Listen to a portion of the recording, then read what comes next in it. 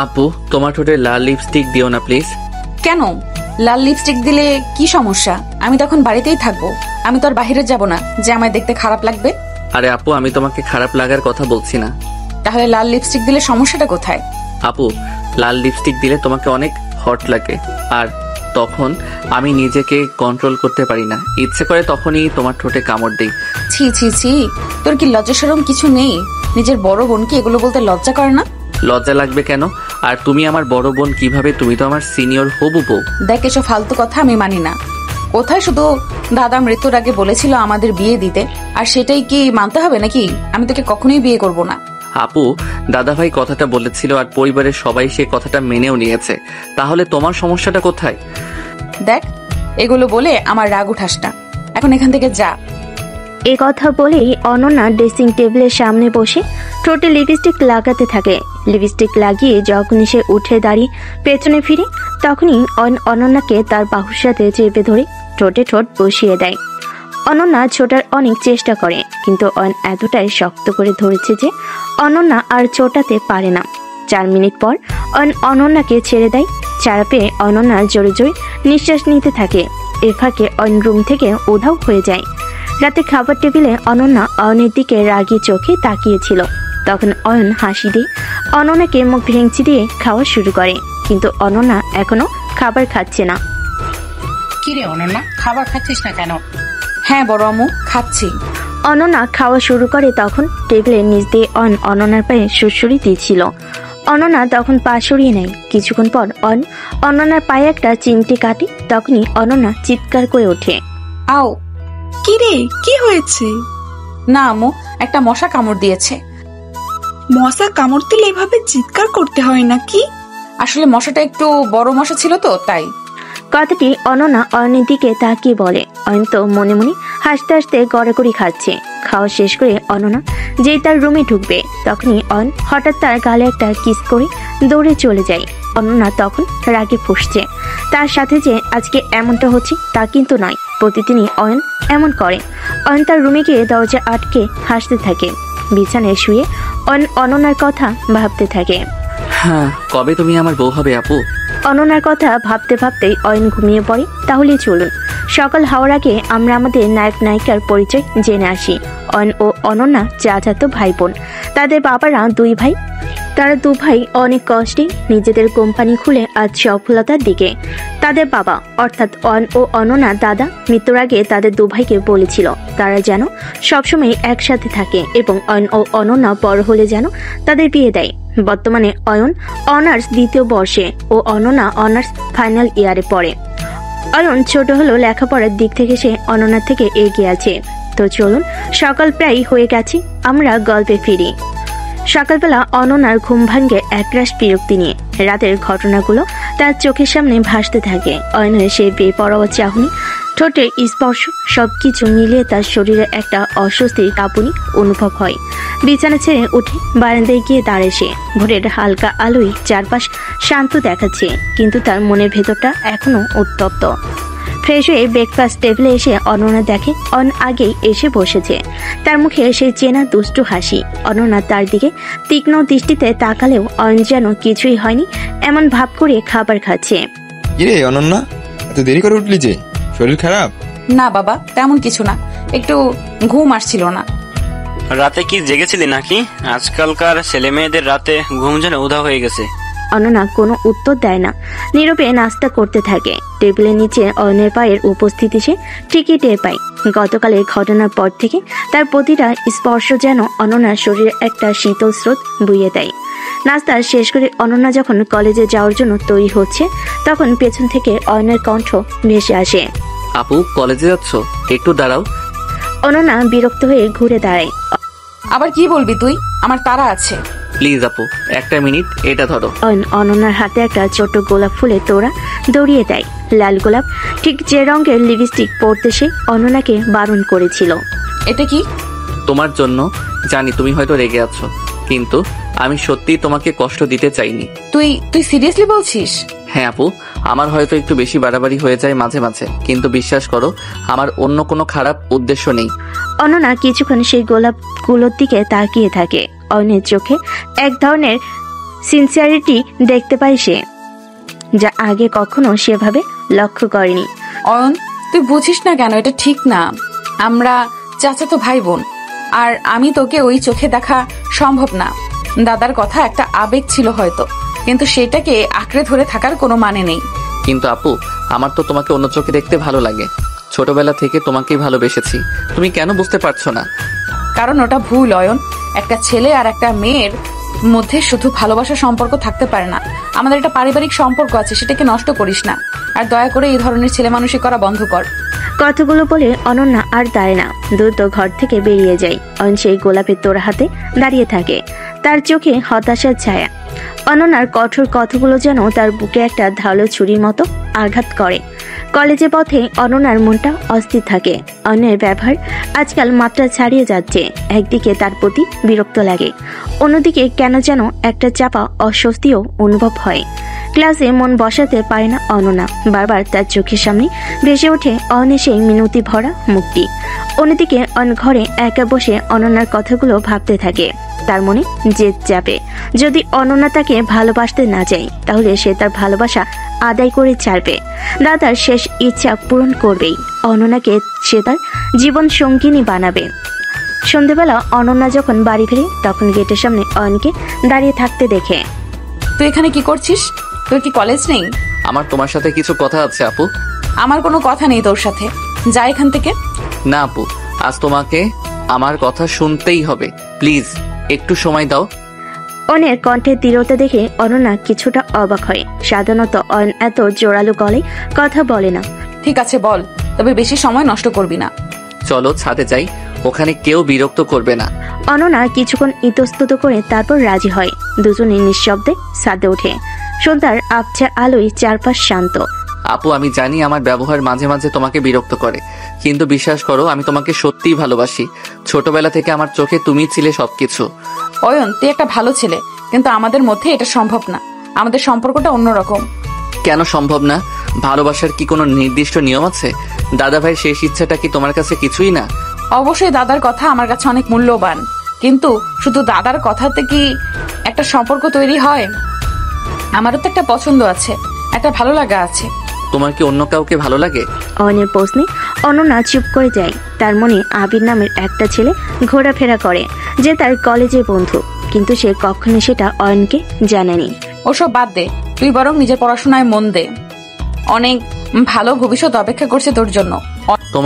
আমার ভবিষ্যৎ তো তুমি আপু, তোমাকে ছাড়া আমার আর কোনো স্বপ্ন নেই। অয়নের এই সরল স্বীকারোক্তি অনন্যার হৃদয়ে কোথাও যেন একটু ধাক্কা দেয়। এই ছেলেটা এত গভীরভাবে তাকে ভালোবাসে। আমি জানি হয়তো আমার এখনো অনেক কিছু অর্জন করা বাকি আছে, কিন্তু আমি ওয়াদা করছি আমি নিজেকে এমনভাবে তৈরি করব যাতে তুমি আমার উপর ভরসা করতে পারো। শুধু একটা সুযোগ দাও আপু, প্লিজ। অয়নের চোখের জল অনন্যার হৃদয় স্পর্শ করে। এই প্রথমবার সে অয়নের ভেতরের গভীর আবেগটা অনুভব করতে পারে। কিন্তু সমাজের বেড়াজাল, তাদের পারিবারিক সম্পর্ক, সবকিছু যেন তাদের মাঝে এক বিশাল প্রাচীর হয়ে দাঁড়িয়ে আছে। অয়ন, এটা এত সহজ না। আমাদের দুজনের পরিবার, সমাজের মানুষ, অনেকের অনেক কথা থাকবে। আমি সব সামলাতে রাজি আছি আপু, শুধু তুমি আমার পাশে থেকো। অনন্যা চুপ করে থাকে। তার মনের ভেতর এক নতুন দোলাচল শুরু হয়। যে ছেলেটাকে সে এতদিন শুধু একজন ছোট ভাই হিসেবে দেখে এসেছে, আজ তার চোখে এমন গভীর ভালোবাসা দেখে তার নিজের ভেতরের অনুভূতিগুলো যেন একটু একটু করে বদলাতে শুরু করে। রাতের আকাশে অজস্র তারা মিটমিট করে জ্বলছে। চাঁদের নীরবতা ভেঙে শুধু অয়নের ব্যাকুল করা চাহনি অনন্যার মুখের উপর স্থির হয়ে থাকে। অনন্যা জানে না এই পরিস্থিতি শেষ কোথায়, তবে অয়নের ভালোবাসার তীব্রতা তার মনের কোথাও একটা নরম সুর বাজাতে শুরু করেছে, যা আগে কখনো বাজেনি। পরের কয়েকদিন বাড়িতে একটা চাপা উত্তেজনা বিরাজ করতে থাকে। অনন্যা অয়নের সাথে পারতপক্ষে কথা বলা বন্ধ করে দেয়। তাদের চোখে দেখাও হয় কালে ভদ্রে। অন্য সরাসরি কোনো উপদ্রব না করলেও তার চাহনিতে সেই জেদ এবং অপেক্ষা স্পষ্ট থাকে। সে দূর থেকে অনন্যাকে দেখে, তার পছন্দের খাবার লুকিয়ে রাখে, যেন সুযোগ পেলেই তার মন জয় করা যায়। একদিন সকালে অনন্যা কলেজে যাওয়ার জন্য তৈরি হচ্ছিল। ড্রেসিং টেবিলের সামনে দাঁড়িয়ে যখন সে চোখে কাজল দিচ্ছিল, তখনই দরজায় অয়নের ছায়া দেখতে পায়। আপু, আজ তোমার শাড়িটা খুব সুন্দর লাগছে। লাল রঙের সাথে কালো পাড় তোমাকে অসাধারণ দেখাচ্ছে। অনন্যা আয়নায় অয়নের দিকে বিরক্তির দৃষ্টিতে তাকায়। তোর কি আর কোনো কাজ নেই? যা এখান থেকে, আমার তাড়া আছে। একটা কথা শুনে যাও না আপু, আজ কলেজে একটা নতুন ছেলে এসেছে। শুনেছি মেয়েরা নাকি তার জন্য পাগল। তো তাতে আমার কি? আমার ভয় লাগছে আপু, যদি তুমিও তার প্রতি দুর্বল হয়ে যাও। অনন্যা হেসে ফেলে। তুই একটা আস্ত বোকা, যা বলছি এখান থেকে যা। অয়ন চলে গেলেও অনন্যার ঠোঁটের কোণে হালকা হাসি লেগে থাকে। ছেলেটা মাঝে মাঝে এমন ছেলে মানুষের মতো কথা বলে যে রাগ করাও যায় না। কলেজে পৌঁছে অনন্যা তার বান্ধবীদের সাথে গল্প করছিল। হঠাৎ তাদের নজর পড়ে একটি সুদর্শন ছেলে, যে তাদের ডিপার্টমেন্টে নতুন ভর্তি হয়েছে। ছেলেটির স্মার্টনেস এবং ব্যক্তিত্ব সত্যি নজর কাড়া। অনন্যার বান্ধবীরা ফিসফিস করে ছেলেটির ব্যাপারে আলোচনা করতে শুরু করে। অনন্যা অজান্তে ছেলেটির দিকে কয়েকবার তাকায়। ক্লাসের ফাঁকে অনন্যা যখন ক্যান্টিনে যায় তখন দেখে সেই নতুন ছেলেটি একা বসে কফি খাচ্ছে। তাদের চোখাচোখি হয়। ছেলেটি মিষ্টি করে হাসে। অনন্যাও প্রতি উত্তরে হালকা হাসে। এদিকে অয়ন দূর থেকে অনন্যাকে সেই নতুন ছেলেটির সাথে হাসি মুখে কথা বলতে দেখে। তার বুকের ভেতরটা ধক করে ওঠে। তার মনে হয় তার ভয় সত্যি হতে চলেছে। বাড়ি ফিরে অয়ন আরো বেশি অস্থির হয়ে ওঠে। সে বুঝতে পারে অনন্যার আশেপাশে যদি কোনো আকর্ষণীয় ছেলে থাকে তাহলে তার সুযোগ আরও কমে যাবে। তাই সে সিদ্ধান্ত নেয় এবার তাকে অন্য কোনো উপায় বের করতে হবে। রাতে যখন সবাই ঘুমিয়ে পড়ে অয়ন চুপি চুপি অনন্যার ঘরের সামনে যায়। দরজার সামান্য ফাঁক করা ছিল। অয়ন উকিতেই দেখে অনন্যা ল্যাপটপে কিছু দেখছে। অয়ন শব্দপণে ঘরে ঢুকে। অনন্যা প্রথমে টের পায় না। যখন অয়ন তার একেবারে কাছে এসে দাঁড়ায় তখন চমকে ওঠে। তুই এখানে কি করছিস? রাতে সবাই ঘুমাচ্ছে না? তোমার সাথে একটু কথা ছিল আপু। এখন না, কাল সকালে বলিস, আমার ঘুম পাচ্ছে। অয়ন তখন অনন্যার হাত ধরে বলে, প্লিজ আপু, একটা মিনিট শুধু। অনন্যা বিরক্ত হয়। ছাড় আমার হাত, কেউ দেখে ফেললে কি হবে? তুমি কি সত্যি অন্য কারো কথা ভাবছো আপু? ওই নতুন ছেলেটা? তুই কি পাগল হয়েছিস? আমি কেন তার কথা ভাববো? এই মাত্রই তো আমার সাথে তার প্রথমবার কথা হলো। কিন্তু তোমার হাসিটা। অয়ন, তুই বাড়াবাড়ি করছিস। আমার ব্যক্তিগত জীবনে তুই একদম নাক গলাবি না। আর দয়া করে মাঝরাতে আমার ঘরে এভাবে আসবি না। যা বলছি নিজের ঘরে গিয়ে ঘুমা। অয়ন হতাশ হয়ে অনন্যার হাত ছেড়ে দেয়। তার মনে হয় তার সবকিছুর চেষ্টাই ব্যর্থ হচ্ছে। অনন্যা কিছুতেই তাকে সেই চোখে দেখবে না। অয়ন ঘর থেকে বেরিয়ে যায়। অনন্যা দরজা বন্ধ করে দীর্ঘশ্বাস ফেলে। ছেলেটা কেন তার পিছু ছাড়ছে না? কেন সে বুঝতে চায় না যে তাদের মধ্যে কিছুই সম্ভব নয়? তবে অনন্যার মনের গভীরে কোথাও একটা ছোট্ট প্রশ্ন উকি দেয়। অয়নের এই ছেলে মানুষই ভালোবাসার কি সত্যি কোনো মূল্য নেই?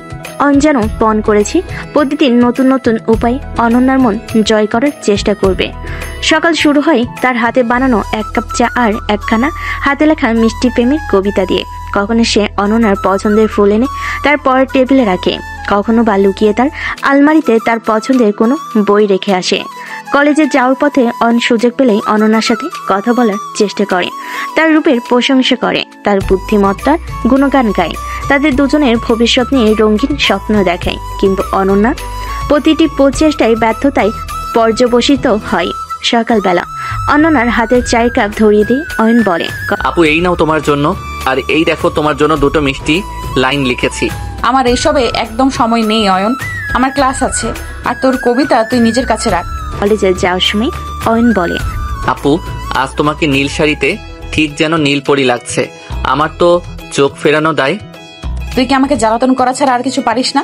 আমার সাথে একদম কথা বলবি না। কলেজের বিরতির সময়ে ক্যান্টিনে অনন্যার পাশে বসে, আপু শুনছো, ওই ছেলেটা তোমার দিকে কেমন করে তাকাচ্ছে, আমার একদম ভালো লাগছে না। তাতে তোর কি? আমার দিকে কে তাকালো না তাকালো সেটা আমার ব্যাপার। তুই নিজের চরকায় তেল দে।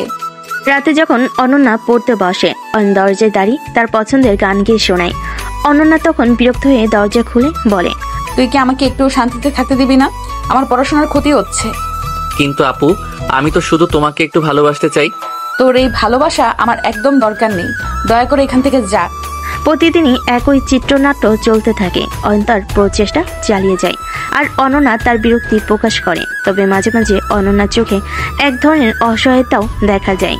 ছেলেটার এই একরোখা ভালোবাসার কাছে সে যেন ক্রমশ দুর্বল হয়ে পড়ছে।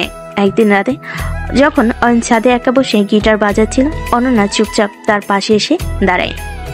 তুই এত জেদি কেন অয়ন? কেন বুঝতে চাস না? এটা সম্ভব না। অয়ন গিটার বাজানো থামি অনন্যার দিকে তাকায়। কারণ আমি তোমাকে ভালোবাসি আপু, আর আমার মনে হয় তুমিও কোথাও না কোথাও আমাকে একটু হলেও পছন্দ করো। তোর ভুল ধারণা। আমার মনে তোর জন্য শুধু স্নেহ আছে, ভালোবাসা নয়। স্নেহ থেকেই তো ভালোবাসা জন্ম নেয় আপু, শুধু একটু সময় দাও আমাকে। আমি বিশ্বাস করি একদিন তুমি ঠিক আমার হবে। অনন্যা কোনো উত্তর দেয় না।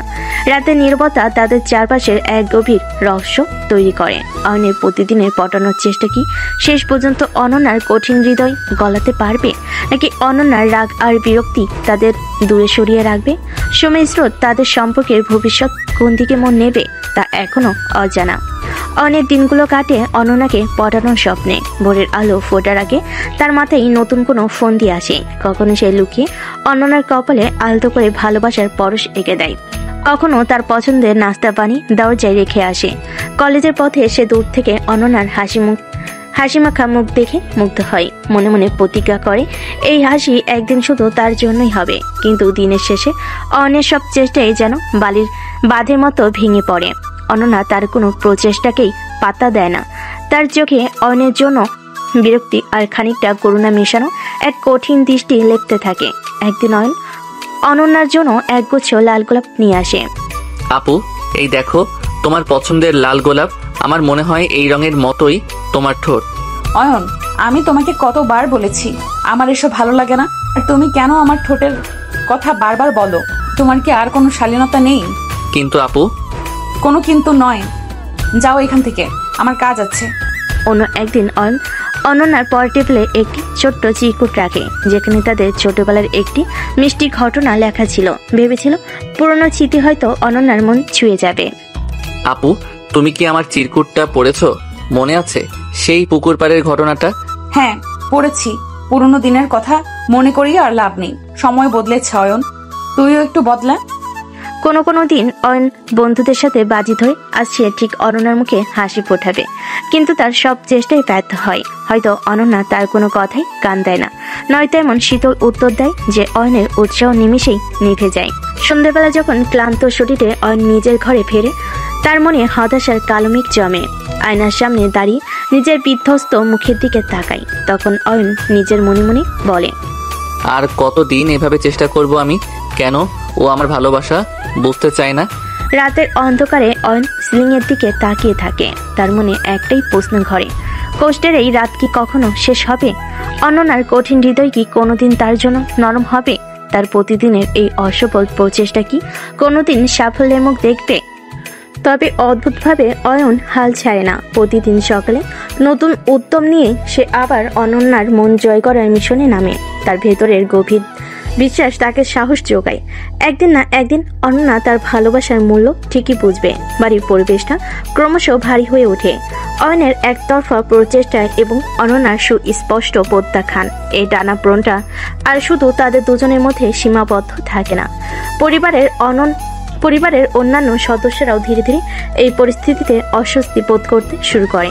একদিন দুপুরে খাবার টেবিলে পিনপিনে নীরবতা ভেঙে অয়নের বাবা মুখ খোলেন। অয়ন, তোমার এটা কেমন ধরনের ছেলে মানুষই? দিনের পর দিন তুমি অন্যের পিছে লেগে থাকো আর সে তোমাকে পাত্তা দেয় না। এতে কি আমাদের পরিবারের সম্মান থাকে? অয়নের মুখ মলিন হয়ে যায়। সে চুপ করে নিজের খাবারের দিকে তাকিয়ে থাকে। আর বলবেন না ভাই সাহেব, মেয়েটা আমারও কথা শোনে না, শুধু বলে দাদার একটা আবদারের জন্য সে তার জীবন নষ্ট করতে পারবে না। কিন্তু দাদার শেষ ইচ্ছেটা কি আমরা এভাবে উপেক্ষা করব? উনি তো চেয়েছিলেন ছেলে মেয়ে দুটো সুখে থাকুক। সুখ জোর করে হয় না বড় আম্মু, আমার সুখ কিসে সেটা আমি ভালো জানি। আর দাদার ইচ্ছে ছিল যদি আমরা দুজনে রাজি থাকি তবেই যেন এই বিয়ে হয়। আমার তো কোনোদিনই এই ব্যাপারে সায় ছিল না। অনন্যা, তুমি কি একবারও ভেবে দেখেছো এই সিদ্ধান্তের ফলে অয়নের কতটা কষ্ট হচ্ছে? ছেলেটা ছোটবেলা থেকে তোমাকে ভালোবেসে এসেছে। আর আমি কি কম কষ্ট পাচ্ছি বাবা? প্রতিনিয়ত ওর এই আবদার, ওর এই পাগলামি আমাকে দম বন্ধ করে দিচ্ছে। আমি কি নিজের ইচ্ছে মতো বাঁচতেও পারবো না? পরিবেশ থমথমে হয়ে যায়। অনির বাবার রাগে চেয়ার ছেড়ে উঠে যান। দিনের পর দিন তুমি অনন্যার পিছু লেগে থাকো আর সে তোমাকে পাত্তা দেয় না। এতে কি আমাদের পরিবারের সম্মান থাকে? আমি আর এই নাটকের অংশ হতে চাই না। হয় অয়ন তার এই ছেলে মানুষই বন্ধ করুক, নয়তো আমি তাকে বাড়ি থেকে বের করে দেবো। অনেক চোখ ফিরে জল আসতে চায়। তার নিজের পরিবারের লোকেরাই আজ তার বিপক্ষে। দেখুন ভাই সাহেব, রাগ করে কোনো লাভ নেই। আমাদের ঠান্ডা মাথায় একটা সমাধান বের করতে হবে। আমার মনে হয় অয়নের উচিত অনন্যাকে কিছুটা সময় দেওয়া। জোর করে তো আর ভালোবাসা পাওয়া যায় না। সময়ও তো কত দিল, সেই ছোটবেলা থেকে ছেলেটা অপেক্ষা করছে, আর কতদিন অপেক্ষা করবে? পরিস্থিতি ক্রমশ উত্তপ্ত হয়ে থাকে। পরিবারের সদস্যরাও দুভাগে ভাগ হয়ে যান। কেউ অয়নের পক্ষ নেন না, কেউ বা অনন্যার।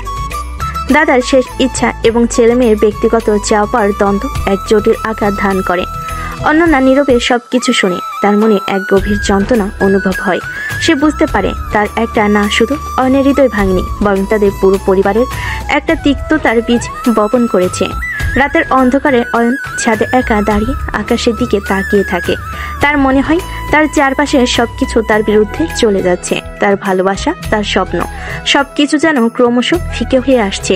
অন্যদিকে অনন্যা নিজের ঘরে দরজা বন্ধ করে বিছানায় মুখ গুজে কাঁদে। সে বুঝতে পারে তার একটা সিদ্ধান্তে আজ এতগুলো মানুষের মনে কষ্ট হচ্ছে, কিন্তু সে কি করবে? তার মন তো কিছুতেই অয়নকে ভালোবাসার চোখে দেখতে পারছে না। হয়তো খুব শীঘ্রই কোনো কঠিন সিদ্ধান্ত নিতে হবে যা তাদের সকলের জীবন বদলে দেবে। পরিবারের উত্তপ্ত বাক্য বিনিময়ের পর বাড়িতে একটা নীরব ঝড় বয়ে যায়। অয়ন কিছুটা গুটিয়ে নেয় নিজেকে, তবে তার দৃষ্টি এখনো অনন্যার প্রতি নিবদ্ধ থাকে, যদিও তাতে অভিমানের কালো ছায়া স্পষ্ট। অনন্যাও কিছুটা নীরব হয়ে যায়, যেন পারিপার্শ্বিক চাপের কাছে সেও ক্লান্ত। একদিন রাতে অনন্যার হঠাৎ জ্বর আসে। শীত করে কাঁপতে থাকে সে। মায়ের ডাকাডাকিতে ঘুম ভেঙে যায় অয়নের। সে দেখে অনন্যার কপালে হাত রাখতে টের পায় গা বেশ গরম। কি হবে এখন? এত রাত ডাক্তার কোথায় পাবো? অয়ন এক মুহূর্ত দেরি করে না, দ্রুত ঘর থেকে বেরিয়ে যায়। কিছুক্ষণ পরে সে একজন পরিচিত ডাক্তারের সাথে ফিরে আসে। ডাক্তার অনন্যাকে দেখে কিছু ওষুধ লিখে দেন এবং বিশ্রাম নিতে বলেন। সারা রাত অয়ন জেগে থাকে। মায়ের সাথে পালা করে অনন্যার কপালে জলপট্টি দেয়। যখন অনন্যা জ্বরের ঘরে অস্পষ্ট স্বরে কথা বলে, অয়ন তার পাশে বসে মাথায় হাত বুলিয়ে দেয়। সেই স্পর্শে কোনো কামনা থাকে না, থাকে শুধু গভীর উদ্বেগ আর যত্ন। ভোরের আলো ফুটে অনন্যার জ্বর কিছুটা কমে। দুর্বল গলায় সে পানি চালে। অয়ন নিজের হাতে গ্লাস ধরে তাকে খাইয়ে দেয়। অনন্যা অবলোক দৃষ্টিতে অয়নের দিকে তাকিয়ে থাকে। ছেলেটার চোখে তার জন্য এত কনসার্ন, এত মমতা দেখে তার মনের ভেতরটা কঠিন বরফ যেন একটু একটু করে গলতে শুরু করে। তুই সারা রাত জেগেছিলি? অয়ন হালকা হেসে বলে, তোমার শরীর খারাপ আর আমি ঘুমাবো? এটা কি হয়? অনন্যা চুপ করে থাকে। তার দৃষ্টি অয়নের মুখের উপর স্থির। ছেলেটা ক্লান্ত, অথচ আন্তরিক মুখটা তার হৃদয় এক নতুন অনুভূতির জন্ম দেয়। সারাদিন অনন্যার পাশে থাকে। তার ওষুধ খাওয়ানো থেকে শুরু করে তার পছন্দের হালকা খাবার তৈরি করে দেওয়া সবকিছু নিজের হাতে করে। অনন্যাও নীরবে তার যত্ন নেয়। তাদের মধ্যে কোনো কথা হয় না, কিন্তু দুজনের নীরবতা যেন এক নতুন সম্পর্কের ইশারা দেয়। সেই সম্পর্কে হয়তো প্রেমের তীব্রতা নেই, কিন্তু গভীর সহানুভূতি আর যত্নের স্পষ্ট। অনন্যা মনে মনে অয়নের এই নিঃস্বার্থ সেবার জন্য কৃতজ্ঞ হয়, তবে তার মুখটা প্রকাশ করে না। রাতে যখন অনন্যার শরীর আরো একটু ভালো হয়, অয়ন তার পাশে এসে বসে। এখন কেমন লাগছে আপু? আগের থেকে ভালো। তাদের মধ্যে কিছুক্ষণ নীরবতা বিরাজ করে। অনন্যা বিছানায় হেলান দিয়ে বসে থাকে। তোর জন্য আমার খারাপ লাগছে অয়ন। কেন আপু? তুই এত এত খেয়াল রাখছিস আমার, আর আমি শুধু তোকে কষ্ট দিয়েছি। অয়ন হালকা হাসে। ওসব ভুলে যাও আপু, এখন শুধু তোমার সুস্থ হওয়ার পালা। অনন্যা অয়নের দিকে হাত বাড়ায়, আলতো করে তার হাত ধরে। তাদের হাতের স্পর্শে কোনো রোমাঞ্চ না থাকলেও এক গভীর নির্ভরতা অনুভব হয়। অনন্যা নীরবে অয়নের হাতের উপর চাপে, তার চোখের কৃতজ্ঞতার ঝিলিক। তাদের সিনিয়র চাচাতো আপুর সাথে বিয়ের ভবিষ্যৎ হয়তো এখনো অনিশ্চিত, কিন্তু এই কঠিন পরিস্থিতিতে অয়নের নিঃস্বার্থ যত্ন অনন্যার মনে এক নতুন উপলব্ধি এনে দেয়। ভালোবাসার বহিঃপ্রকাশ চেয়ে শুধু রোমান্টিকতাই নয়, গভীর যত্ন আর সহানুভূতিতেও হতে পারে। এই সত্যটা অনন্যা ধীরে ধীরে অনুভব করতে শুরু করে, তবে মুখে ক্ষমা চাওয়ার মতো অহংকার হয়তো তার এখনো ভাঙ্গেনি। জ্বরে দুর্বলতা কাটিয়ে উঠতে কয়েকদিন সময় লাগে অনন্যার। এই সময়টাতে অয়নের নিঃস্বার্থ সেবা আর যত্ন সে নীরবে গ্রহণ করে। মুখে কোনো কৃতজ্ঞতা প্রকাশ না করলেও তার মনের গভীরে এক ধরনের অনুশোচনা দানা বাঁধতে শুরু করে। ছেলেটা তাকে এত ভালোবাসে, এত কেয়ার করে, আর সে কিনা দিনের পর দিন তাকে শুধু কষ্টই দিয়েছে। অয়নের চোখে তার জন্য যে গভীর উদ্বেগ সে দেখেছে, তা যেন তার এতদিনকার ধারণা পাল্টে দেয়। সে জেদি একরক্ষা ছেলেটার ভিতরে এতখানি দর্দ লুকিয়ে আছে। তা আগে সে কখনো অনুভব করেনি। রাতের অন্ধকারে যখন অয়ন তার কপালে হাত রেখে জ্বরের তীব্রতা অনুভব করত, কিংবা যখন নিজের হাতে তার জন্য হালকা খাবার বানিয়ে আনতো, তখন অনন্যার মনে এক অদ্ভুত অনুভূতি হতো, যেন কেউ নিঃস্বার্থভাবে তার পাশে দাঁড়িয়েছে, কোনো প্রতিদান ছাড়াই। তবে মুখে অনন্যা কিছুই বলে না। তার আত্মসম্মানবোধ এবং প্রণ জেদ তাকে সহজে ক্ষমা চাইতে দেয় না। সে নীরব থাকে, শুধু তার চোখের ভাষা যেন অয়নের কাছে এক অব্যক্ত অনুশোচনার বার্তা পৌঁছে দিতে চায়। একদিন সকালে অনন্যা সুস্থ বোধ করলে নিজেই বিছানা ছেড়ে ওঠে। রান্নাঘরে গিয়ে দেখে অয়ন তার জন্য নাস্তা তৈরি করছে। তুই করছিস? মা কোথায়? বাজারে গেছেন। তোমার শরীর দুর্বল, তাই ভাবলাম আমি নাস্তাটা বানিয়ে ফেলি। অনন্যা নীরবে টেবিলে বসে। অয়ন তার দিকে এক কাপ চা আর কিছু হালকা খাবার এগিয়ে দেয়। সাবধানে খেও আপু। অনন্যা মাথা নেড়ে খাওয়া শুরু করে। অয়নের হাতে তৈরি খাবার তার কাছে আজ অন্যদিনের চেয়ে বেশি সুস্বাদু মনে হয়। খাওয়া শেষে অনন্যা কিছুক্ষণ চুপ করে থাকে, তারপর অয়নের দিকে তাকিয়ে বলে, তুই কলেজে যাসনি? না, ভাবলাম তোমার শরীরটা এখনো দুর্বল, একা লাগবে হয়তো। অনন্যার বুকটা ধক করে ওঠে। ছেলেটা তার কতটা খেয়াল রাখে, অথচ সে কিনা। তোর পড়াশোনার ক্ষতি হচ্ছে, যা কলেজে যা। কলেজ তো রোজই খোলা থাকবে আপু, তোমার সুস্থতা আমার কাছে আগে। অনন্যা আর কিছু বলতে পারে না। তার মনে অনুশোচনা ঢেউ আরো প্রবল হয়।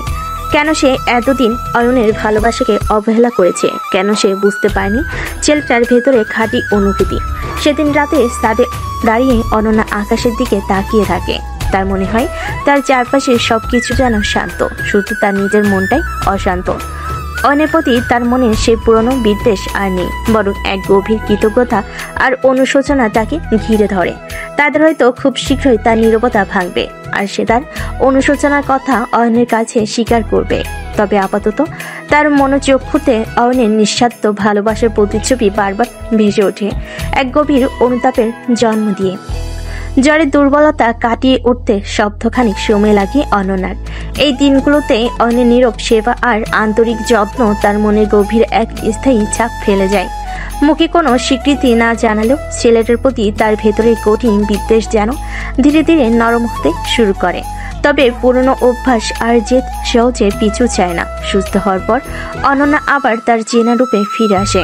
অয়নের সামান্যতম বাড়াবাড়িকেও উপেক্ষা করা, তার ভালোবাসার প্রকাশকে ছেলে মানুষই আখ্যা দেওয়া যেন তার দৈনন্দিন রুটিনে পরিণত হয়। অয়ন যেন হাল ছাড়ার পাত্র নয়। অনন্যার শারীরিক দুর্বলতার সময় তার পাশ থেকে সে হয়তো মনে মনে ক্ষীণ আশা জাগিয়েছিল, কিন্তু সুস্থ হওয়ার পর যখন সেই পুরনো শীতলতা ফিরে আসে, তখন তার মনে আবারও হতাশার কালো মেঘ ঘনীভূত হয়। তবুও তার ভেতরে সেই একরোখা ভালোবাসা তাকে নতুন উদ্যমে অনন্যার মন জয় করার প্রচেষ্টা লেলিয়ে দেয়। একদিন সকালে অনন্যা যখন কলেজে যাওয়ার জন্য তৈরি হচ্ছিল, আয়নার সামনে দাঁড়িয়ে লিপস্টিক লাগাতে গিয়ে দেখে তার পাশে একটি ছোট্ট চিরকুট রাখা। খুলে দেখে তাতে লেখা, তোমার ঠোঁটের লাল রং আমার হৃদয়ে ঝড় তোলে আপু, কিন্তু তোমার ভালো লাগাই আমার কাছে সব থেকে দামি। পাশে একটি নতুন হালকা গোলাপি রঙের লিপস্টিক রাখা। অনন্যা ঠোঁট কামড়ে হাসে। ছেলেটা সত্যি পাগল। সে লিপস্টিকটা ছুঁয়েও দেখে না। বিরক্তি নিয়ে চিরকুটটা ছিঁড়ে ডাস্টবিনে ফেলে দেয়। কলেজে যাওয়ার পথে লিফটের জন্য অপেক্ষা করার সময় অয়ন এসে পাশে দাঁড়ায়। আপু, আজ একটা নতুন কফি শপ খুলেছে, শুনেছি ওদের কফি খুব ভালো, যাবে নাকি একসাথে? আমার বন্ধুদের সাথে কাজ আছে, তোর যেখানে ইচ্ছা তুই যা। ক্যান্টিনে বন্ধুদের সাথে চা খাওয়ার সময় অনন্যা দেখে অয়ন দূর থেকে তার দিকে তাকিয়ে আছে। তাদের চোখাচোখি হতেই অয়ন মুচকি হাসে। অনন্যার সঙ্গে সঙ্গে মুখ ঘুরিয়ে নেয়।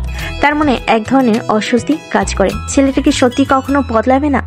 রাতে পড়ার টেবিলে যখন অনন্যা মনোযোগ দেওয়ার চেষ্টা করছে, দরজার ফাঁক দিয়ে একটি কাগজের প্লেন এসে পড়ে। খুলে দেখে তাতে একটি আঁকা ছবি, তাদের দুজনের ছোটবেলার একটি ছবি, যেখানে অনন্যা অয়নের কান ধরে টানছে আর অয়ন হাসছে। ছবি নিচে লেখা, সেই দিনগুলো কত সুন্দর ছিল, তাই না আপু? আমরা কি আবার সেই দিনগুলোতে ফিরে যেতে পারি না? অনন্যা কাগজটা হাতে ধরে কিছুক্ষণ ভাবে। সেই দিনগুলো সত্যি অন্যরকম ছিল। কোনো বিদ্বেষ ছিল না, শুধু ছিল নির্মল আনন্দ। কিন্তু এখন সময়ের সাথে সাথে সবকিছু কেমন জটিল হয়ে গেছে। সে দীর্ঘশ্বাস ফেলে কাগজটা ভাঁজ করে বইয়ের ভেতর রেখে দেয়।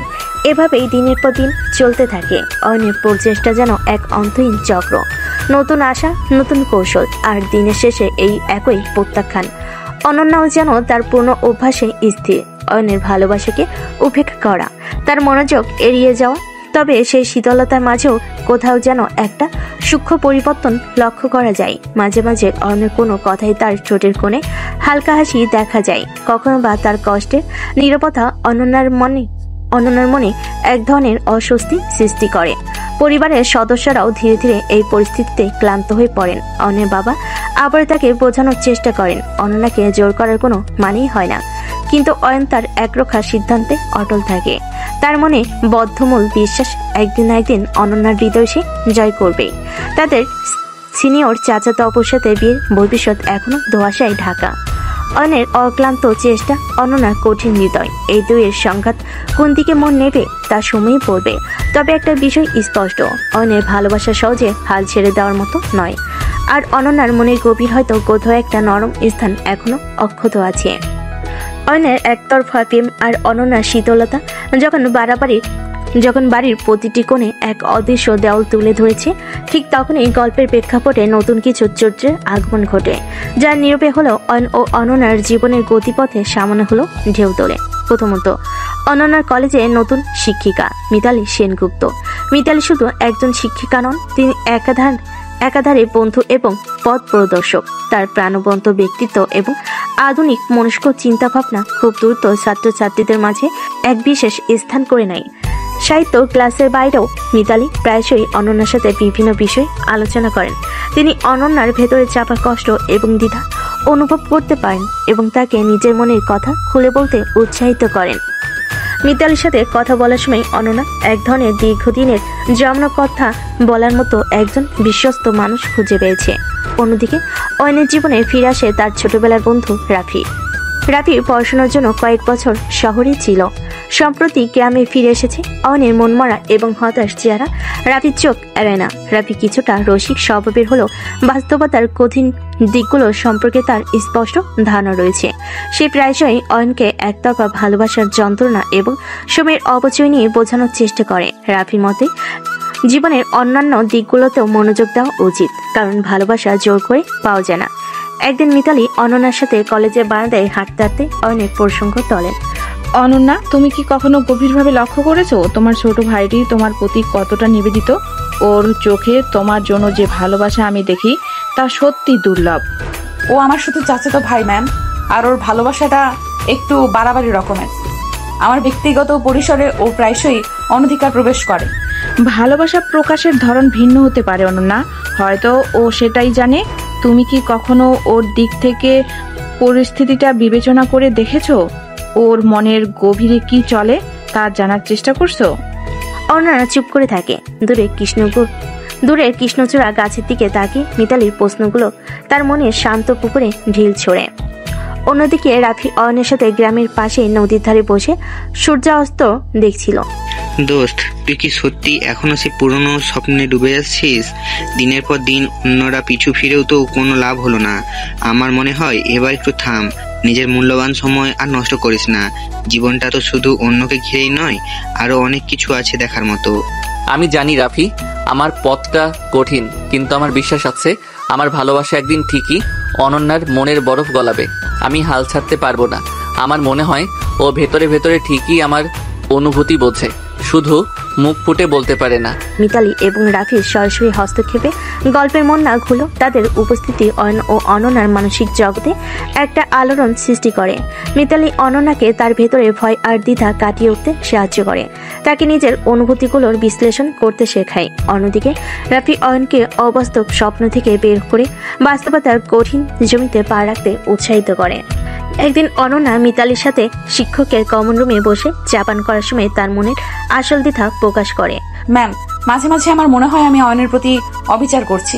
ছেলেটা সত্যি আমাকে খুব ভালোবাসে, আমার খেয়াল রাখে, কিন্তু আমি ওকে সেই চোখে দেখতে পারি না। আমার মনে শুধু একটা ভাইয়ের স্নেহ কাজ করে। ভালোবাসা কোনো বাধা ধরা নিয়মের মধ্যে চলে না অনন্যা। হয়তো সময়ের সাথে সাথে তোমার সেই স্নেহ অন্য কোনো অনুভূতিতে পরিবর্তিত হতেও পারে। তুমি কি নিজেকে সেই সুযোগটা দিতে প্রস্তুত? অন্যদিকে রাফি অয়নকে নতুন করে জীবন শুরু করার পরামর্শ দেয়। দোস্ত, তুই বরং এবার নিজের ক্যারিয়ারের দিকে মনোযোগ দে। ভালো একটা চাকরি জোগাড় কর, জীবনে প্রতিষ্ঠিত হ। দেখবি যখন তুই সফল হবি তখন হয়তো অন্যরা দৃষ্টিভঙ্গিও বদলাবে। নিজের মূল্য তৈরি কর। রাফি এবং মিতালির এই অপ্রত্যাশিত আগমন কি সত্যি অয়ন ও অনন্যার সম্পর্কে কোনো নতুন দিগান্ত উন্মোচন করবে? অনন্যা কি ধীরে ধীরে তার মনে দরজা খুলে অয়নের ভালোবাসাকে সামান্যতম স্বীকৃতি দেবে, নাকি অয়ন শেষ পর্যন্ত বাস্তবতার কঠিন সত্য মেনে নিয়ে অন্য কোনো পথে নিজের জীবনকে চালিত করবে? গল্পের মোড় হয়তো এখনই বদলাচ্ছে না, তবে এই নতুন চরিত্ররা তাদের দুজনের জীবনে চলার পথে কিছু অপ্রত্যাশিত বাঁক তৈরি করতে সাহায্য করবে, যা হয়তো ভবিষ্যতের সম্পর্কের সমীকরণ বদলে দেবে। মিতালি সেনগুপ্ত এবং রাফির আগমন অয়ন ও অনন্যার জীবনে এক ধরনের মৃদু আলোড়ন তুললেও অনন্যার মনের গভীরে কোনো উল্লেখযোগ্য পরিবর্তন দেখা যায় না। মিতালির সাথে তার দীর্ঘ আলোচনা হয়, যেখানে মিতালি বারবার অয়নের ভালোবাসার গভীরতা তুলে ধরেন এবং অনন্যাকে তার নিজের অনুভূতিগুলোকে খতিয়ে দেখতে বলেন। কিন্তু অনন্যা প্রতিবারই একই উত্তর দেয়, অয়নের প্রতি তার হৃদয়ে ভাইয়ের স্নেহ ছাড়া অন্য কোনো অনুভূতি জন্ম হয়নি, আর ভবিষ্যতেও হওয়ার সম্ভাবনা ক্ষীণ। রাফি প্রাণপণ চেষ্টা করে অয়নকে বাস্তবতার কঠিন জমিতে দাঁড় করাতে। সে অয়নকে তার ক্যারিয়ারের দিকে মনোযোগ দিতে বলে, নতুন বন্ধু তৈরি করতে উৎসাহিত করে এবং অনন্যার চিন্তাভাবনা থেকে নিজেকে সরিয়ে নেওয়ার পরামর্শ দেয়। অয়ন বন্ধুর কথা শুনে বাইরে সে আড্ডা দেয়, কিন্তু রাতের নীরবতায় তার মন আবারও সেই পুরনো বেদনায় ডুবে যায়। অনন্যার প্রতি তার ভালোবাসা এত সহজে মলিন হওয়ার নয়। একদিন মিতালি অনন্যাকে ডেকে বলেন, অনন্যা, তুমি কি সত্যি নিশ্চিত যে অয়নের প্রতি তোমার কোনো দুর্বলতা নেই?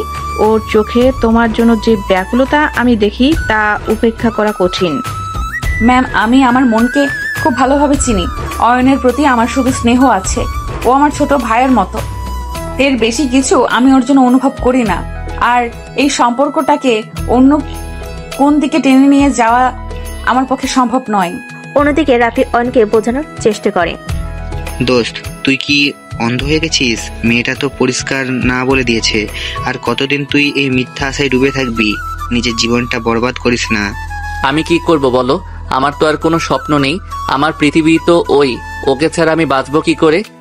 সময় ধীরে ধীরে পড়ে যায়। কলেজে বিভিন্ন অনুষ্ঠান হয়, বন্ধুদের সাথে আড্ডা হয়, বাড়িতে পারিবারিক গেট টুগেদার হয়, কিন্তু অয়ন আর অনন্যার মধ্যে সেই অদৃশ্য দেওয়ালটা অক্ষত থাকে। অয়ন তার পুরনো চেষ্টাগুলো বজায় রাখে, কখনো লুকিয়ে অনন্যার পছন্দের জিনিস এনে রাখা, কখনো দূর থেকে তার দিকে অবলোক দৃষ্টিতে তাকিয়ে থাকা। তবে তার আগের জোরালো ভাবটা যেন কিছুটা স্তিমিত হয়ে আসে। অনন্যার শীতলতা যেন তার মনে এক গভীর হতাশার জন্ম দিয়েছে। একদিন রাতে ছাদে দাঁড়িয়ে অনন্যা আকাশ দেখছিল। অয়ন ধীরে ধীরে তার কাছে আসে। তুমি কি একটু বুঝতে পারো না আমি তোমাকে কতটা ভালোবাসি? বুঝি, কিন্তু আমার কিছু করার নেই অয়ন। আমার মন সায় দেয় না। তাহলে কেন তুমি আমার সাথে এত খারাপ ব্যবহার করো না? তুমি কেন সরাসরি আমাকে দূরে সরিয়ে দাও না? এই নীরবতা আমার আরো বেশি কষ্ট দেয়। আমার মনে হয় আমি তোকে কষ্ট দিতে চাই না, কিন্তু আমি মিথ্যাও বলতে পারি না। তাদের মধ্যে কিছুক্ষণ নীরবতা বিরাজ করে। রাতের নিস্তব্ধতা তাদের দুজনের মনে অব্যক্ত বেদনাকে আরো প্রকট করে তোলে। অয়নের ভালোবাসা যেমন গভীর, তেমনি অনন্যার হৃদয় পরিবর্তন না হওয়ার যেহেতু প্রবল। মিতালি এবং রাফির প্রচেষ্টা হয়তো তাদের চিন্তাভাবনার উপর সামান্য প্রভাব ফেলেছে, কিন্তু অনন্যার মনের পাথর এখনো অটল। তাদের স্নেহ চাচাতো আপুর সাথে বিয়ের ভবিষ্যৎ এখনো অন্ধকারাচ্ছন্ন, যেখানে অয়নের ভালোবাসা হয়তো একটা দীর্ঘ অপেক্ষার নামান্তর। বাড়িতে যখন অয়ন আর অনন্যার সম্পর্কে বরফ গলার কোনো লক্ষণ নেই, ঠিক তখনই অয়নের বাবার অফিসে দেখা দেয় এক অপ্রত্যাশিত সংকট। তাদের পারিবারিক ব্যবসা, যা দুভাইয়ের দীর্ঘদিনের পরিশ্রমে গড়ে উঠেছে, হঠাৎ করে বড় ধরনের আর্থিক ক্ষতির সম্মুখীন হয়। একটি গুরুত্বপূর্ণ প্রজেক্টে অপ্রত্যাশিত জটিলতা দেখা দেওয়ায় কোম্পানির ভবিষ্যতে অনিশ্চয়তার সৃষ্টি হয়। অয়নের বাবা, যিনি এতদিন ধরে ব্যবসার হাল ধরে রেখেছিলেন, এই ধাক্কা সামলাতে হিমশিম খায়। তার মুখে চিন্তার ছাপ ফুটে ওঠে। রাতের ঘুমও যেন উধাও হয়ে যায়। পরিবারের অন্যান্য সদস্যরাও এই পরিস্থিতিতে উদ্বিগ্ন হয়ে পড়েন। এই কঠিন সময়ে অয়ন আশ্চর্যজনকভাবে পরিণত মনোভাব দেখায়। এতদিন যে ছেলেটা শুধু অনন্যার প্রেমী মগ্ন ছিল, সে যেন এক মুহূর্তে সংসারের দায়িত্ব কাঁধে তুলে নেয়। সে তার বাবার মানসিকভাবে সমর্থন যোগায়, ব্যবসার খুঁটিনাটি বোঝার চেষ্টা করে এবং নিজের সাধ্যমতো সাহায্যের হাত বাড়িয়ে দেয়। অয়নের পড়াশোনার পাশাপাশি সে নিয়মিত অফিসে যেতে শুরু করে। হিসাবপত্রের জটিলতা, কর্মীদের সাথে আলোচনা এবং নতুন করে পরিকল্পনা তৈরিতে সে অক্লান্ত পরিশ্রম করে। তার বুদ্ধিদীপ্ত পরামর্শ এবং ইতিবাচক মনোভাব অল্প সময়ের মধ্যেই অফিসের কর্মীদের মধ্যে নতুন করে আশার সঞ্চয় করে। অনন্যা প্রথমে অয়নের এই পরিবর্তন দেখে কিছুটা অবাক হয়। যে ছেলেটা সারাক্ষণ তার পিছু লেগে থাকতো, সে এখন দিনের বেশিরভাগ সময় অফিসে কাটাচ্ছে। তাদের দেখা হয় কালে ভদ্রে, আর হলেও অফিসের কাজের বাইরে কোনো কথা হয় না। একদিন রাতে অনন্যা দেখে অয়ন অফিসের কাজ নিয়ে গভীর মনোযোগে ল্যাপটপে কিছু করছে। তার চোখে ক্লান্তির ছাপ স্পষ্ট। অনন্যা ধীরে ধীরে তার কাছে এগিয়ে যায়। এত রাত জেগে কাজ করছিস, শরীর খারাপ করবে তো।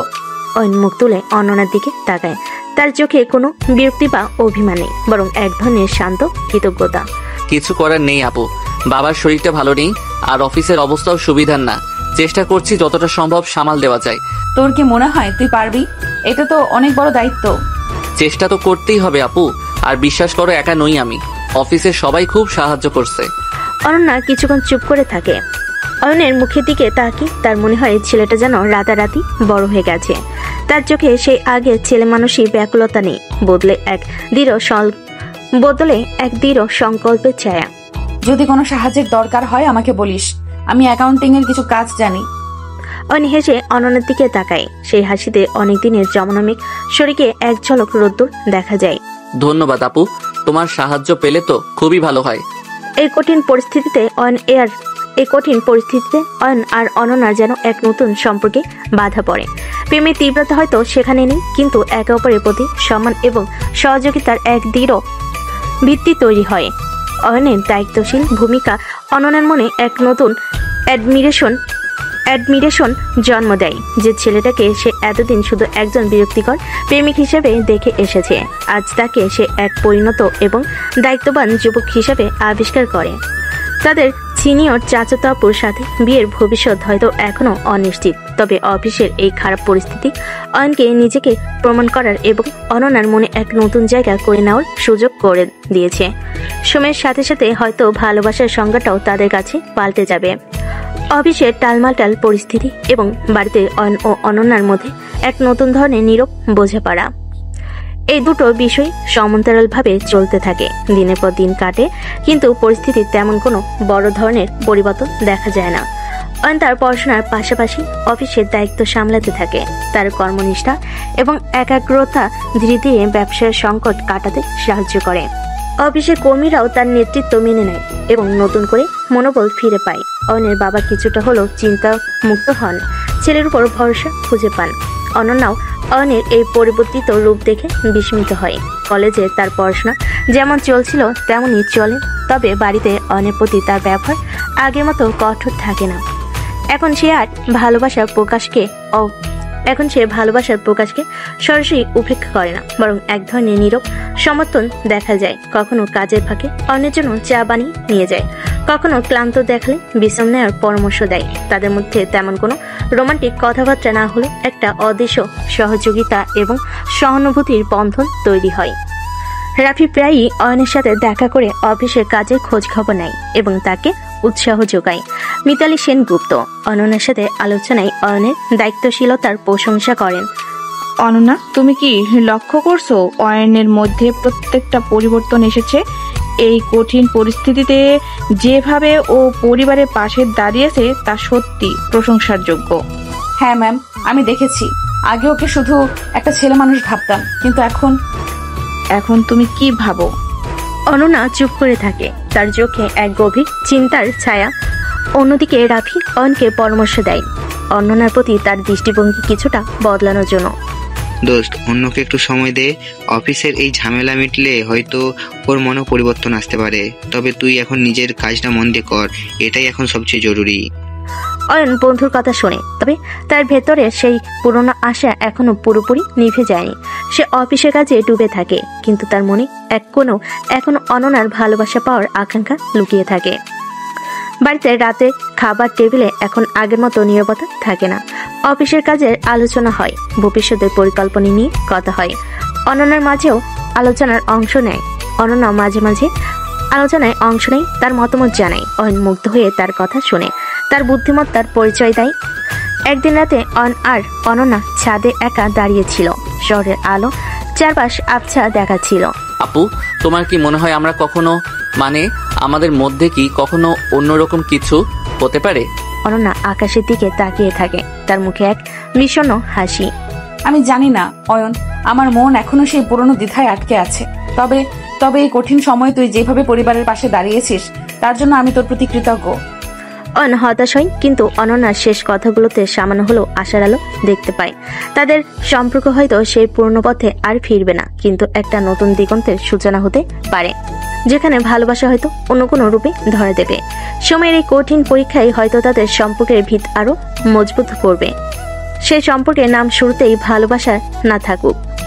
অফিসের আর্থিক সংকট ক্রমশই গভীর হতে থাকে, আর সেই চাপের ঘূর্ণাবর্তে অয়ন নিজেকে আরো বেশি করে নিমজ্জিত করে। দিনের পর দিন, রাতের পর রাত সে অফিসের হিসাব নিকাশ কর্মীদের সাথে বৈঠক এবং নতুন ব্যবসায়িক পরিকল্পনা তৈরিতে ডুবে থাকে।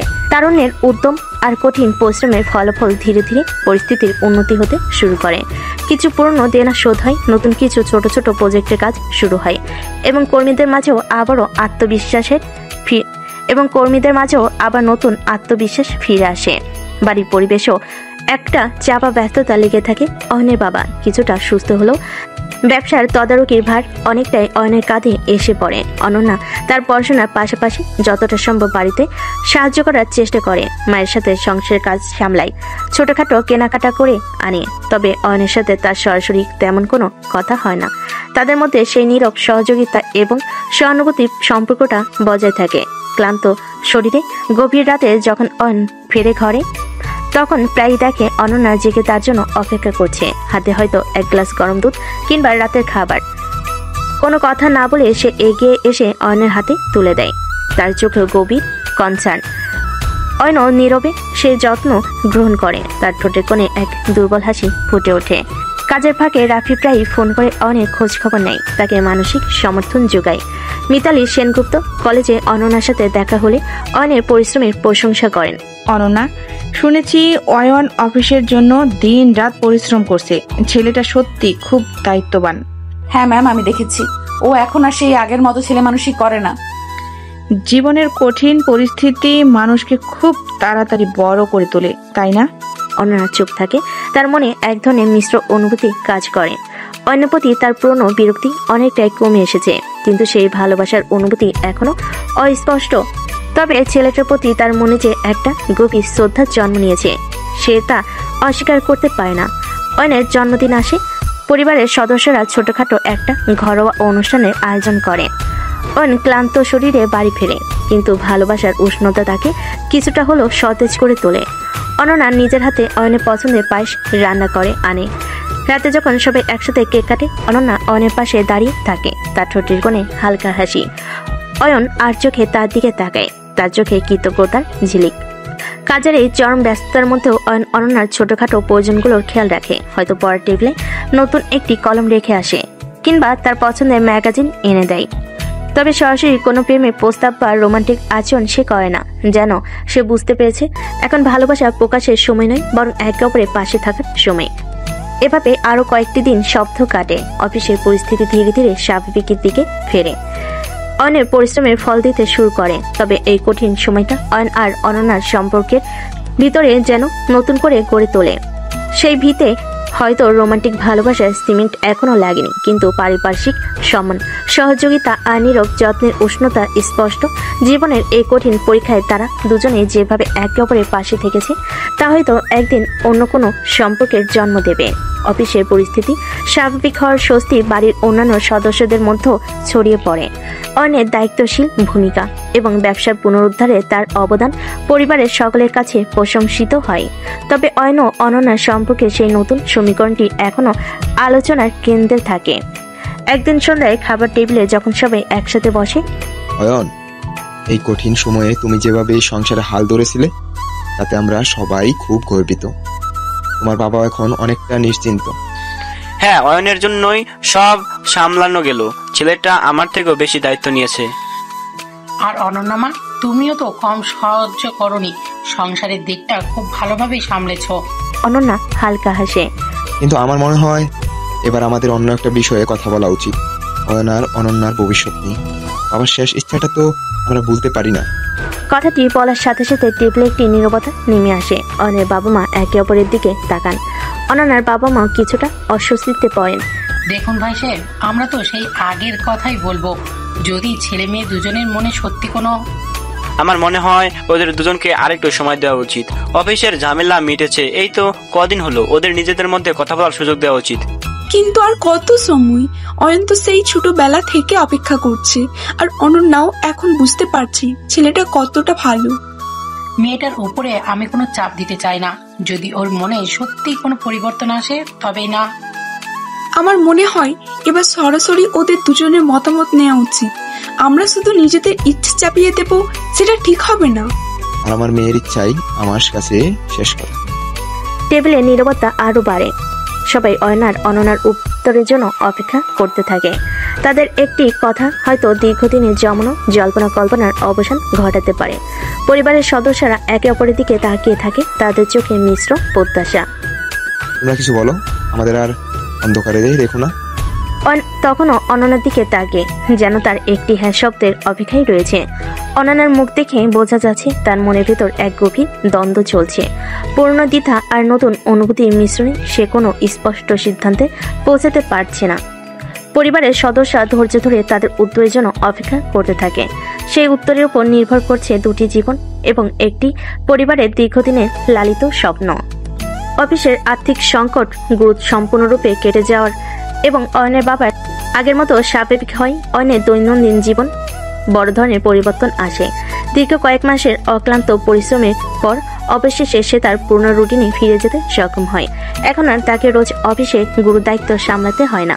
দিনের বেলা সে তার পড়াশোনায় মনোযোগ দেয় এবং সন্ধ্যায় বন্ধুদের সাথে কিছুটা সময় কাটানোর সুযোগ পায়। বাড়ির পরিবেশও এখন অনেকটা হালকা মেজাজ। অফিসের দুশ্চিন্তা কমে যাওয়ায় অয়নের বাবা মাও আগের মতো হাসি খুশি থাকে। অনন্যা তার কলেজে পড়াশোনা এবং বন্ধুদের সাথে স্বাভাবিক জীবনযাপন করতে শুরু করে। তবে অয়ন এবং তার মধ্যে সে নীরব বোঝাপড়াটা এখনো বিদ্যমান। তারা একে অপরের প্রতি আগের মতো দৃঢ় ব্যবহার না করলেও সরাসরি কোনো প্রেমের আলাপচারিতা বা ঘনিষ্ঠতা এখনো দেখা যায় না। একদিন বিকালে অয়ন তার ঘরে বসে বই পড়ছিল। তখন তার মা এসে দরজায় দাঁড়ান। কি রে আয়ান, তুই আজকাল ছাদে আসিস না যে? আগে তো সন্ধ্যায় গিটার নিয়ে বসে থাকতি। তেমন ইচ্ছা করে না মা, আর ছাদে গিয়ে একা একা ভালো লাগে না। একা কেন লাগবে? অনন্যাও তো আজকাল বিকালে ছাদে যায়। জানা দুজনে একটু গল্প কর। অয়ন কিছুক্ষণ চুপ করে থাকে, তারপর দীর্ঘশ্বাস ফেলে বলে, থাক মা, ও হয়তো বিরক্ত হবে। তুই একবার চেষ্টা করে দেখ না। আমার মনে হয় মেয়েটার মনেও কিছু পরিবর্তন এসেছে। সেই কঠিন সময়টাতেই তো তোকে খুব কাছে থেকে দেখেছে। অয়ন মায়ের কথায় কিছুটা উৎসাহিত হয়। বই বন্ধ করে সে ধীরে ধীরে ছাদের দিকে পা বাড়ায়। অন্যদিকে অনন্যা ছাদের রেলিং ধরে দাঁড়িয়ে সূর্যাস্ত দেখছিল। তার চোখে এক গভীর চিন্তার ছায়া। অয়নের অফিসের কঠিন সময়টা এবং সেই সময়টাতে অয়নের দায়িত্বশীল ভূমিকা তার মনকে নাড়া দিয়েছে। ছেলেটার ভেতরে দৃঢ়তা এবং পরিবারের প্রতি তার কর্তব্যবোধ অনন্যাকে মুগ্ধ করেছে। হঠাৎ পায়ের আওয়াজ শুনে অনন্যা ঘুরে দেখে অয়ন দরজার কাছে দাঁড়িয়ে ইতস্তত করছে। তুই কি ব্যাপার? মা বললেন তুমি ছাদে আছো, ভাবলাম যদি তোমার কোনো আপত্তি না থাকে তো একটু কথা বলি। অনন্যা কিছুক্ষণ চুপ করে থাকে, তারপর ধীরে ধীরে বলে, আয়। অয়ন এগিয়ে এসে অনন্যার পাশে দাঁড়ায়। তাদের মধ্যে কিছুক্ষণ নীরবতা বিরাজ করে। আকাশটা আজ খুব সুন্দর, তাই না? হ্যাঁ, অনেকদিন পর এমন শান্ত আকাশ দেখলাম। অফিসের ঝামেলা মিটে যাওয়ায় এখন একটু শান্তি লাগছে। বাবার শরীরটাও এখন ভালো। ভালো লাগছে শুনে। তুই খুব খেটেছিস। অয়নের মুখ সামান্য লালচে হয়ে ওঠে অনন্যার মুখে নিজের প্রশংসা শুনে। আসলে তোমরা সবাই পাশে ছিলে বলেই সব সামলানো গেছে। তাদের মধ্যে আরো কিছুক্ষণ সাধারণ কথাবার্তা হয়। তাদের আলোচনার বিষয়বস্তু থাকে প্রকৃতি, কলেজ এবং পুরনো দিনের স্মৃতি। ধীরে ধীরে তাদের মধ্যে সে আগের অস্বস্তিটা কমে আসে। সূর্য যখন দিগন্তে অস্তমিত হয় তখনই অয়ন ধীরে ধীরে বলে, আমাদের সেই পুরনো দিনের কথাগুলো আরেকবার ভাবা উচিত। অনন্যার বুকের ভেতরটা ধক করে ওঠে। তার মনে হয় এতদিনের প্রতীক্ষার ফল অবশেষে সেই মাহেন্দ্রক্ষণ আসতে চলেছে। তুমি কি সত্যি তাই মনে করো আপু? অনন্যা অয়নের দিকে তাকায়, তার চোখে এক গভীর স্নিগ্ধতা। হ্যাঁ, আমার মনে হয় সময়ের সাথে সাথে অনেক কিছুই বদলিয়েছে। আমাদের দুজনের দৃষ্টিভঙ্গিও হয়তো পাল্টেছে। স্বাভাবিক জীবনের প্রবর্তনের এই শান্ত সন্ধ্যায় তাদের সম্পর্কের এক নতুন অধ্যায়ের সূচনা হতে চলেছে, যেখানে হয়তো ভালোবাসার স্নিগ্ধ আলো ধীরে ধীরে দুজনের হৃদয়ে আলোকিত করবে। অফিসের ঝামেলা মিটে যাওয়ায় অয়নের হাতে এখন অনেকটা অবসর। অনন্যার সাথে সাদে সেই সন্ধ্যার কথোপকথনের পর তার মনে এক নতুন আশার আলো সঞ্চার হয়েছে। সে বুঝতে পেরেছে অনন্যার মনে পরিবর্তন আসছে, তবে সেই পরিবর্তনকে পূর্ণতা দেওয়ার জন্য হয়তো তার তরফ থেকেও একটি আন্তরিক এবং স্বনীয় পদক্ষেপ নেওয়া প্রয়োজন। তাই অয়ন সিদ্ধান্ত নেয় এটাই হবে অনন্যাকে তার ভালোবাসার কথা জানানোর এবং শেষ সবচেয়ে গুরুত্বপূর্ণ প্রচেষ্টা। কয়েকদিন ধরে অয়ন গোপনে তার পরিকল্পনা সাজাতে থাকে।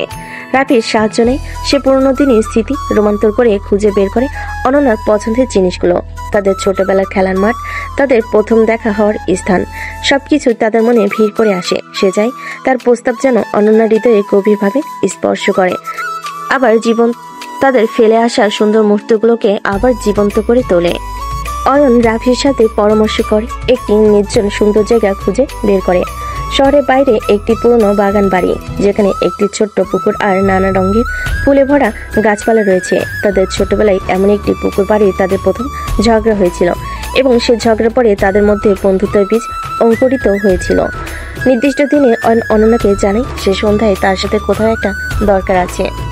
অনন্যা প্রথমে কিছুটা দ্বিধা করল, অয়নের আন্তরিক অনুরোধ ফেলতে পারে না। সন্ধ্যায় অয়ন অনন্যাকে নিয়ে সে পুরনো বাগান বাড়ির দিকে রওনা হয়। রাস্তায় অয়ন চুপচাপ থাকে, তার মনে উত্তেজনা আর নার্ভাসনেস দুটোই কাজ করছে। অনন্যা কৌতূহলী দৃষ্টিতে তার দিকে তাকায়, কিন্তু কোনো প্রশ্ন করে না। বাগান বাড়িতে পৌঁছে অনন্যা চারপাশের মনোরম দৃশ্য দেখে মুগ্ধ হয়। পুরনো আমলের স্থাপিত ফুলের সুবাস আর শান্ত পুকুরের জল সব মিলিয়ে এক মায়াবী পরিবেশ তৈরি হয়েছে। অয়ন অনন্যাকে পুকুর পাড়ের দিকে নিয়ে যায়, যেখানে তাদের ছোটবেলার সেই স্মৃতি জড়িয়ে আছে। পুকুর পাড়ে পৌঁছে অয়ন হাঁটুকিয়ে বসে। তার হাতে একটি ছোট্ট বাক্স, যার ভিতরে একটি সুন্দর ডায়মন্ডের আংটি। চারপাশে নীরবতা ভেঙে অয়নের আবেগপূর্ণ কণ্ঠস্বর ভেসে আসে। আপু, অনন্যা তুমি আমার জীবনের প্রথম ভালোবাসা। ছোটবেলা থেকে আমি তোমাকে ভালোবেসে এসেছি। হয়তো আমার প্রকাশটা ছেলে মানুষই ছিল, হয়তো আমি তোমাকে অনেক বিরক্ত করেছি, কিন্তু আমার ভালোবাসাটা সবসময় খাঁটি ছিল। অফিসের কঠিন সময়ে তুমি যেভাবে আমার পাশে দাঁড়িয়েছিলে, তাতে আমি বুঝতে পেরেছি আমাদের মধ্যে শুধু ভাই বোনের সম্পর্কই নয়, তার থেকেও বেশি কিছু আছে। অয়নের চোখে জল চিকচিক করছে। অনন্যা অবাক বিস্ময়ে তার দিকে তাকিয়ে থাকে। আমি জানি আমাদের দুজনের পথটা সহজ ছিল না, পরিবারের চাপ ছিল, সমাজের এক্সপেকটেশন ছিল, কিন্তু আমার বিশ্বাস আমাদের দুজনের মন যদি এক হয় তাহলে সব বাধা পেরোনো সম্ভব। অনন্যা, আমি তোমাকে আমার জীবন সঙ্গী হিসেবে চাই। তুমি কি আমার স্ত্রী হবে? অয়নের প্রস্তাবের আশঙ্কিকতায় অনন্যা হতবাক হয়ে যায়। তার মনে পুরনো দিনে সব স্মৃতি ভিড় করে আসে। অয়নের সেই ছেলে মানুষই প্রেম আর জিত, তার অক্লান্ত চেষ্টা এবং সেই কঠিন সময়ে তার পাশে থাকা নীরব সমর্থন। আজ অয়নের চোখে সে গভীর ভালোবাসা দেখতে পাচ্ছে, যা তার হৃদয়ের গভীরে স্পর্শ করে। চারপাশে ফুলের সুবাস, শান্ত পুকুরের জল আর অস্ত্রগামী সূর্যের আবছা আলো।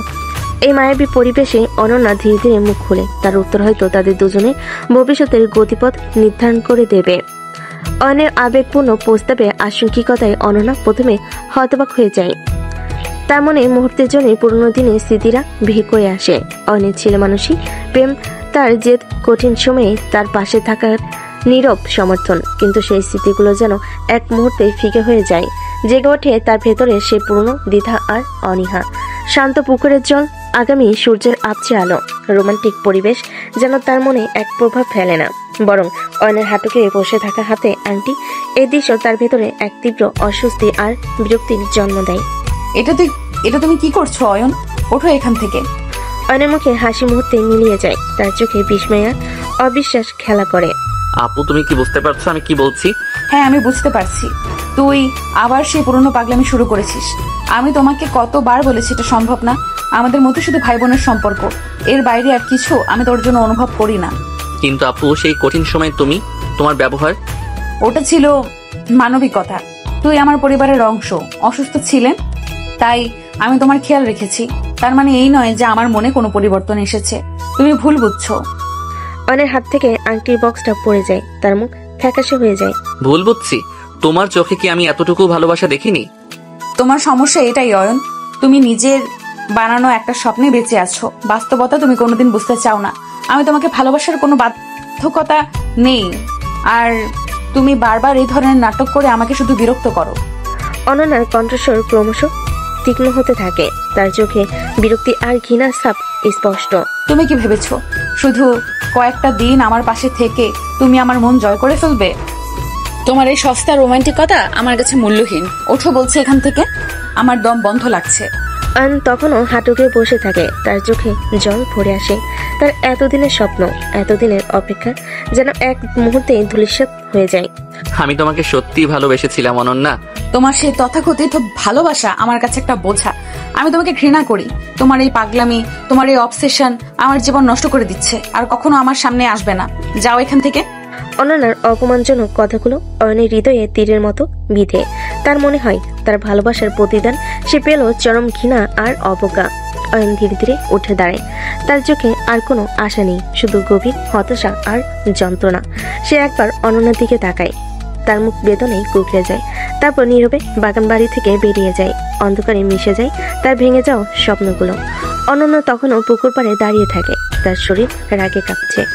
অয়নের প্রস্তাব এবং তার ভালোবাসার স্বীকারোক্তি যেন তার মনে এক তীব্র বিতৃষ্ণা জাগিয়ে তোলে। তাদের সিনিয়র চাচাতো আপুর সাথে বিয়ের ক্ষীণ সম্ভাবনা আজ চূর্ণ হয়ে গেল। অয়নের শেষ প্রচেষ্টা পরিণত হলো এক চরম অপমানে। অন্ধকারে মিশে যাওয়ার আগে অয়ন একবার থমকে দাঁড়ায়, তার শরীর বেদনায় আড়ষ্ট, হৃদয় ক্ষত বিক্ষত। কিছুক্ষণ নীরব থেকে গভীর শ্বাস নিয়ে সে ধীরে ধীরে অনন্যার দিকে ফিরে তাকায়। তার চোখে আর সেই ব্যাকুলতা নেই, সেখানে জমা হয়েছে এক গভীর বিষণ্ণতা ও পরাজয়ের নীরব স্বীকারোক্তি। অনন্যা অনন্যা তখনও পুকুর পাড়ে দাঁড়িয়ে, তার শরীর রাগে তখনও কাঁপছে। সে তীক্ষ্ণ দৃষ্টিতে অয়নের দিকে তাকিয়ে থাকে, যেন আরো একটি কথা শুনতে রাজি নয়। তোমার শেষ কথাগুলো খুব লেগেছে আপু। আমি জানি আমার ভালোবাসা হয়তো তোমাকে বিরক্ত করেছে, কষ্ট দিয়েছে। আমি তোমাকে জোর করতে চাইনি, কখনো চাইনি। তার কণ্ঠস্বরে ভেসে আসে। অন্ধকারে তার মুখে অভিব্যক্তি স্পষ্ট না হলেও তার বেদনার গভীরতা অনুভব করা যায়। ছোটবেলা থেকে তুমিই ছিলে আমার পৃথিবী। আমার সব স্বপ্নে শুধু তোমার মুখ ভেসে উঠেছে। আমি হয়তো ভুল করেছি তোমাকে অন্য চোখে দেখে, হয়তো আমার ভালোবাসা প্রকাশের ভঙ্গি ঠিক ছিল না, কিন্তু বিশ্বাস করো আমার হৃদয়ের প্রতিটি স্পন্দন শুধু তোমার জন্যই ছিল। অয়ন কিছুক্ষণ চুপ থাকে, যেন নিজের ভিতরে জমানো কষ্টগুলো বের করে দিতে চাইছে। তোমার ঘৃণা এটা আমার প্রাপ্য ছিল কিনা আমি জানি না, তবে আজ আমি বুঝতে পেরেছি আমার আর কোনো আশা নেই। তুমি কখনোই আমাকে ভালোবাসতে পারবে না। তার গলার স্বর ক্রমশ দুর্বল হয়ে আসে। আমি আর কখনো তোমাকে বিরক্ত করব না অনন্যা, আর কখনো তোমার সামনে আসবো না। আমার পাগলামির জন্য, আমার ভালোবাসার জন্য তুমি আমাকে ক্ষমা করে দিও। অয়ন আর দাঁড়ায় না, ভেজা চোখে ভাঙ্গা হৃদয় নিয়ে সে ধীরে ধীরে অন্ধকারে মিলিয়ে যায়। তার পদক্ষেপে টলমলো, যেন তার পায়ের তলার মাটি সরে যাচ্ছে। অনন্যা তখনও পুকুর পাড়ে পাথরের মতো দাঁড়িয়ে আছে। অনেক প্রতিটি কথা তার হৃদয়ে এক গভীর ক্ষত তৈরি করে যায়। তার রাগের আগুন ধীরে ধীরে নিভে আসে, জেগে ওঠে এক ধরনের শূন্যতা আর অস্থিরতা। অনের বিদায় বেলার আবেগপূর্ণ কথাগুলো তার মনের গভীরে ধাক্কা দেয়। ছেলেটি কি সত্যি তাকে এত ভালোবাসে? আর কি সত্যি সে এত নিষ্ঠুর হতে পেরেছে? অয়ন চলে যাওয়ার পথে অন্ধকারে তার আবছা ছায়া মিলিয়ে না যাওয়া পর্যন্ত অনন্যা স্থির দৃষ্টিতে সেদিকে তাকিয়ে থাকে। তার মনে এক তীব্র ঝড় ওঠে, ঘৃণা, অনুশোচনা আর এক অজানা বেদনার মিশ্রণে তার হৃদয় ক্ষত বিক্ষত হতে থাকে। বাগান বাড়ি থেকে ভেঙে যাওয়া মন নিয়ে অন সরাসরি নিজের ঘরে ফেরে না, সে সোজা তার বাবার স্টাডি রুমে যায়। দরজা খোলা দেখে ভেতরে প্রবেশ করে। তার বাবা চেয়ারে বসে অফিসে কিছু কাগজপত্র দেখছিলেন। অনের মুখ মলিন আর বিধ্বস্ত চেয়ারে দেখে তিনি উদ্বিগ্ন হন। আমারও একই কথা, তাদের সুখে আমাদের সুখ। কিরে অয়ন, কি হয়েছে? তোর মুখটা এমন দেখাচ্ছে কেন? কোথায় গিয়েছিলি তুই সন্ধ্যায়? অন কোনো ভূমিকা না করে সরাসরি তার বাবার উদ্দেশ্যে জানায়। তার কণ্ঠস্বর এখনো ব্যথায় ভরা, কিন্তু তার মধ্যে একটা দৃঢ় সংকল্প। বাবা, আমার একটা কথা ছিল। হ্যাঁ বল, কি হয়েছে? বাবা, আমার পড়াশোনা শেষ হতে আর 2 বছর বাকি আছে। আমি এটা বিদেশ থেকে শেষ করতে চাই। অনের বাবা কিছুটা অবাক হন। বিদেশ? হঠাৎ করে এটা কি বলছিস? এখানে তো ভালো কলেজ আছে, আর আমরা সবাই তো এখানে আছি। বাবা, আমার মনে হয় আমার এখন একটু দূরে যাওয়া দরকার। এখানকার সবকিছু আমাকে কষ্ট দেয়। আমি নতুন করে শুরু করতে চাই, নিজের মতো করে বাঁচতে চাই। পড়াশোনার একটা সুযোগও হবে, আর আমার মনটাও হয়তো একটু শান্ত হবে। অনের বাবা কিছুক্ষণ ছেলের মুখের দিকে তাকিয়ে থাকেন। তিনি বুঝতে পারেন কোনো বড় আঘাত পেয়েছে অয়ন। তার চোখে সেই ছেলে মানুষই স্বপ্ন আর নেই, সেখানে এক গভীর শূন্যতা বিরাজ করছে। তুই কি নিশ্চিত অয়ন বিদেশ থাকাটা সহজ হবে না? একা থাকতে হবে। আমি সব সামনে নেব বাবা, তুমি শুধু রাজি হও। অয়নের বাবা দীর্ঘশ্বাস ফেলেন। তিনি তার ছেলের ভেতরে কষ্টটা অনুভব করতে পারেন। ঠিক আছে, যদি তোর মনে হয় এটাই ভালো হবে তাহলে আমার কোনো আপত্তি নেই। আমি তোর মায়ের সাথে কথা বলবো। অয়ন বাবার কথায় কিছুটা আশ্বস্ত হয়, কৃতজ্ঞতা ভরে তার দিকে তাকায়। কিছুক্ষণ পর অয়ন তার বাবার সাথে মায়ের ঘরে যায়। অয়নের মা বিছানায় বসেছিলেন, তার মুখেও চিন্তিত দেখা যাচ্ছিল। অয়নের বাবা তখন তার মাকে বলে, শুনছো অয়ন ওর বাকি পড়াশোনা বিদেশ থেকে করতে চায়। অয়নের মা প্রথমে রাজি হতে চান না, তার একমাত্র ছেলে দূরে থাকবে এটা তিনি মেনে নিতে পারছিলেন না। বিদেশে কেন? কি দরকার? আমার ছেলে একা থাকবে সেখানে, আমি যেতে দিব না। অয়ন তার মায়ের কাছে গিয়ে হাত ধরে বলে, মা প্লিজ বোঝো, আমার এখন একটু দূরে যাওয়া দরকার। এখানে থাকলে আমি হয়তো কখনো স্বাভাবিক হতে পারবো না। পড়াশোনা শেষ করে আমি ঠিক ফিরে আসবো, তুমি ভেবো না। কিন্তু তুই একা কি করে থাকবি? কে তোর খেয়াল রাখবে? আমি নিজের খেয়াল রাখতে পারবো মা। আর এখনকার যোগাযোগ ব্যবস্থা তো ভালোই, আমি রোজ তোমাদের সাথে কথা বলবো। প্লিজ তুমি রাজি হও, এটা আমার জন্য খুব দরকারি। অয়নের বাবাও তার মাকে বোঝানোর চেষ্টা করেন। তিনি বলেন, অয়নের মানসিক শান্তির জন্য হলো এই সিদ্ধান্তটা নেওয়া উচিত। কিছুক্ষণ বোঝানোর পর অবশেষে অয়নের মা রাজি হন, তবে তার চোখে উদ্বেগের ছাপ স্পষ্ট থাকে। ঠিক আছে, যা তুই, কিন্তু সাবধানে থাকিস আর আমাদের ভুলে যাস না। অয়ন তার মাকে জড়িয়ে ধরে। এই গভীর কৃতজ্ঞতা তার মন ভরে তোলে। অবশেষে তার দূরে যাওয়ার এবং নতুন করে জীবন শুরু করার অনুমতি মিলেছে। তার মনে তখনও অনন্যার প্রত্যাখ্যানের কষ্ট লিঙ্গারিং করছে, কিন্তু ভবিষ্যতের দিকে তাকে সে এক নতুন আশা খুঁজে পায়। হয়তো দূরে কোথাও তার জন্য অন্য কোনো ঠিকানা অপেক্ষা করছে। অন্যের বিদেশে যাওয়ার তোড়জোড় শুরু হয়। ভিসার আবেদন, টিকিট বুকিং এবং অন্যান্য যাবতীয় কাগজপত্র গোছানোর কাজে তার বাবা মা তাকে সাহায্য করে। রাফি তার পুরনো জিনিসপত্র গুছিয়ে দিতে আসে এবং বিদায় বেলায় তাকে সাহস যোগায়। বাড়ির পরিবেশ কিছুটা ভারাক্রান্ত থাকে, বিশেষ করে অয়নের মায়ের চোখে জল লেগে থাকে। অয়ন তার বন্ধুদের সাথে দেখা করে আসে, সবার কাছে বিদায় নেয়।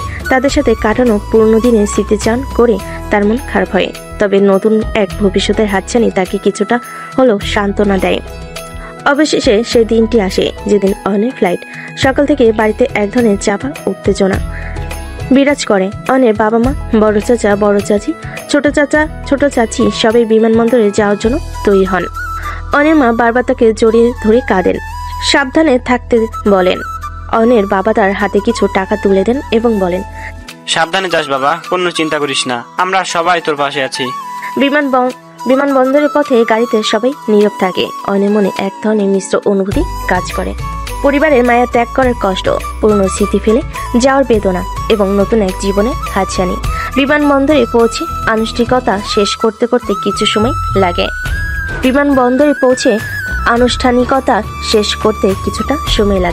অয়নের বাবা মা তাকে শেষবারের মতো জড়িয়ে ধরেন, তাদের চোখে জল, মুখে বিদায়ের কষ্ট। চাচা চাচিরাও তাকে আশীর্বাদ করেন এবং সাবধানে থাকার পরামর্শ দেন। অয়ন ভিড়ের মধ্যে বারবার পরিচিত মুখ খোঁজে, তার চোখ অনন্যাকে দেখার জন্য ব্যাকুল হয়ে ওঠে। সে ভেবেছিল হয়তো শেষ মুহূর্ত হলেও অনন্যা আসবে, হয়তো তার নীরবতা ভেঙে একটি বিদায় বার্তা দেবে। কিন্তু সময়ের চাকা ঘুরতে থাকে আর অনন্যার কোনো দেখা মেলে না। ফ্লাইটের ঘোষণা আসে। অয়ন তার ব্যাগ কাঁধে নেয়। শেষবারের মতো তার বাবা মা এবং অন্যান্য আত্মীয়দের দিকে তাকায়। তাদের সকলের মুখ বিষণ্ণ, চোখে অশ্রু। অয়নের মনে এক গভীর শূন্যতা অনুভব হয়। সে ধীরে ধীরে গেটের দিকে এগিয়ে যায়। ভিড়ের মধ্যে তার চোখ আবারও অনন্যাকে খুঁজে ফেরে, কিন্তু কোথাও তার চিহ্ন নেই। তার মনে হয় অনন্যার প্রত্যাখ্যান যেন তার পিছু ছাড়ছে না, এমনকি বিদায় বেলাও সে একা। বিমান আকাশ ওড়ে। অয়ন জানালার পাশে বসে নিচে তাকিয়ে থাকে। তার শহর, তার বাড়ি, তার পরিবার সবকিছু ধীরে ধীরে ছোট হতে থাকে। তার মনে এক চাপা কষ্ট আর দীর্ঘশ্বাস। অনন্যা কেন এলো না? কেন তার নীরবতা ভাঙলো না? অয়নের চোখে জল চিকচিক করে। সে বুঝতে পারে তার জীবনে একটা গুরুত্বপূর্ণ অধ্যায় শেষ হলো, যেখানে ভালোবাসার স্বপ্ন অধরাই রয়ে গেল। দূরে এক নতুন দিগন্তে হয়তো তার জন্য অন্য কোনো পথ অপেক্ষা করছে, কিন্তু বিদায় বেলার প্রিয়জনদের অনুপস্থিতির বেদনা তার হৃদয়কে দীর্ঘকাল ধরে ক্ষত বিক্ষত করবে।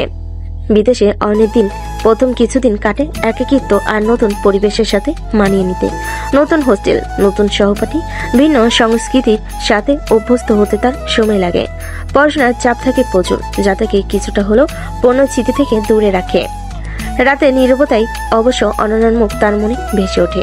সেই প্রত্যাখ্যানের মুহূর্তগুলো তাকে এখনো কষ্ট দেয়। ধীরে ধীরে অয়ন নতুন বন্ধুদের সাথে মিশতে শুরু করে, বিভিন্ন দেশের সংস্কৃতির সাথে পরিচিত হয়, নতুন ভাষা শেখে, পড়াশোনায় সে মনোযোগ দেয় এবং ভালো ফলাফল করতে শুরু করে। হোস্টেলের বন্ধুদের সাথে আড্ডা, মুভি দেখা, কাছাকাছি শহরগুলোতে ঘুরতে যাওয়া, এসবের মধ্যে সে নিজেকে ব্যস্ত রাখে।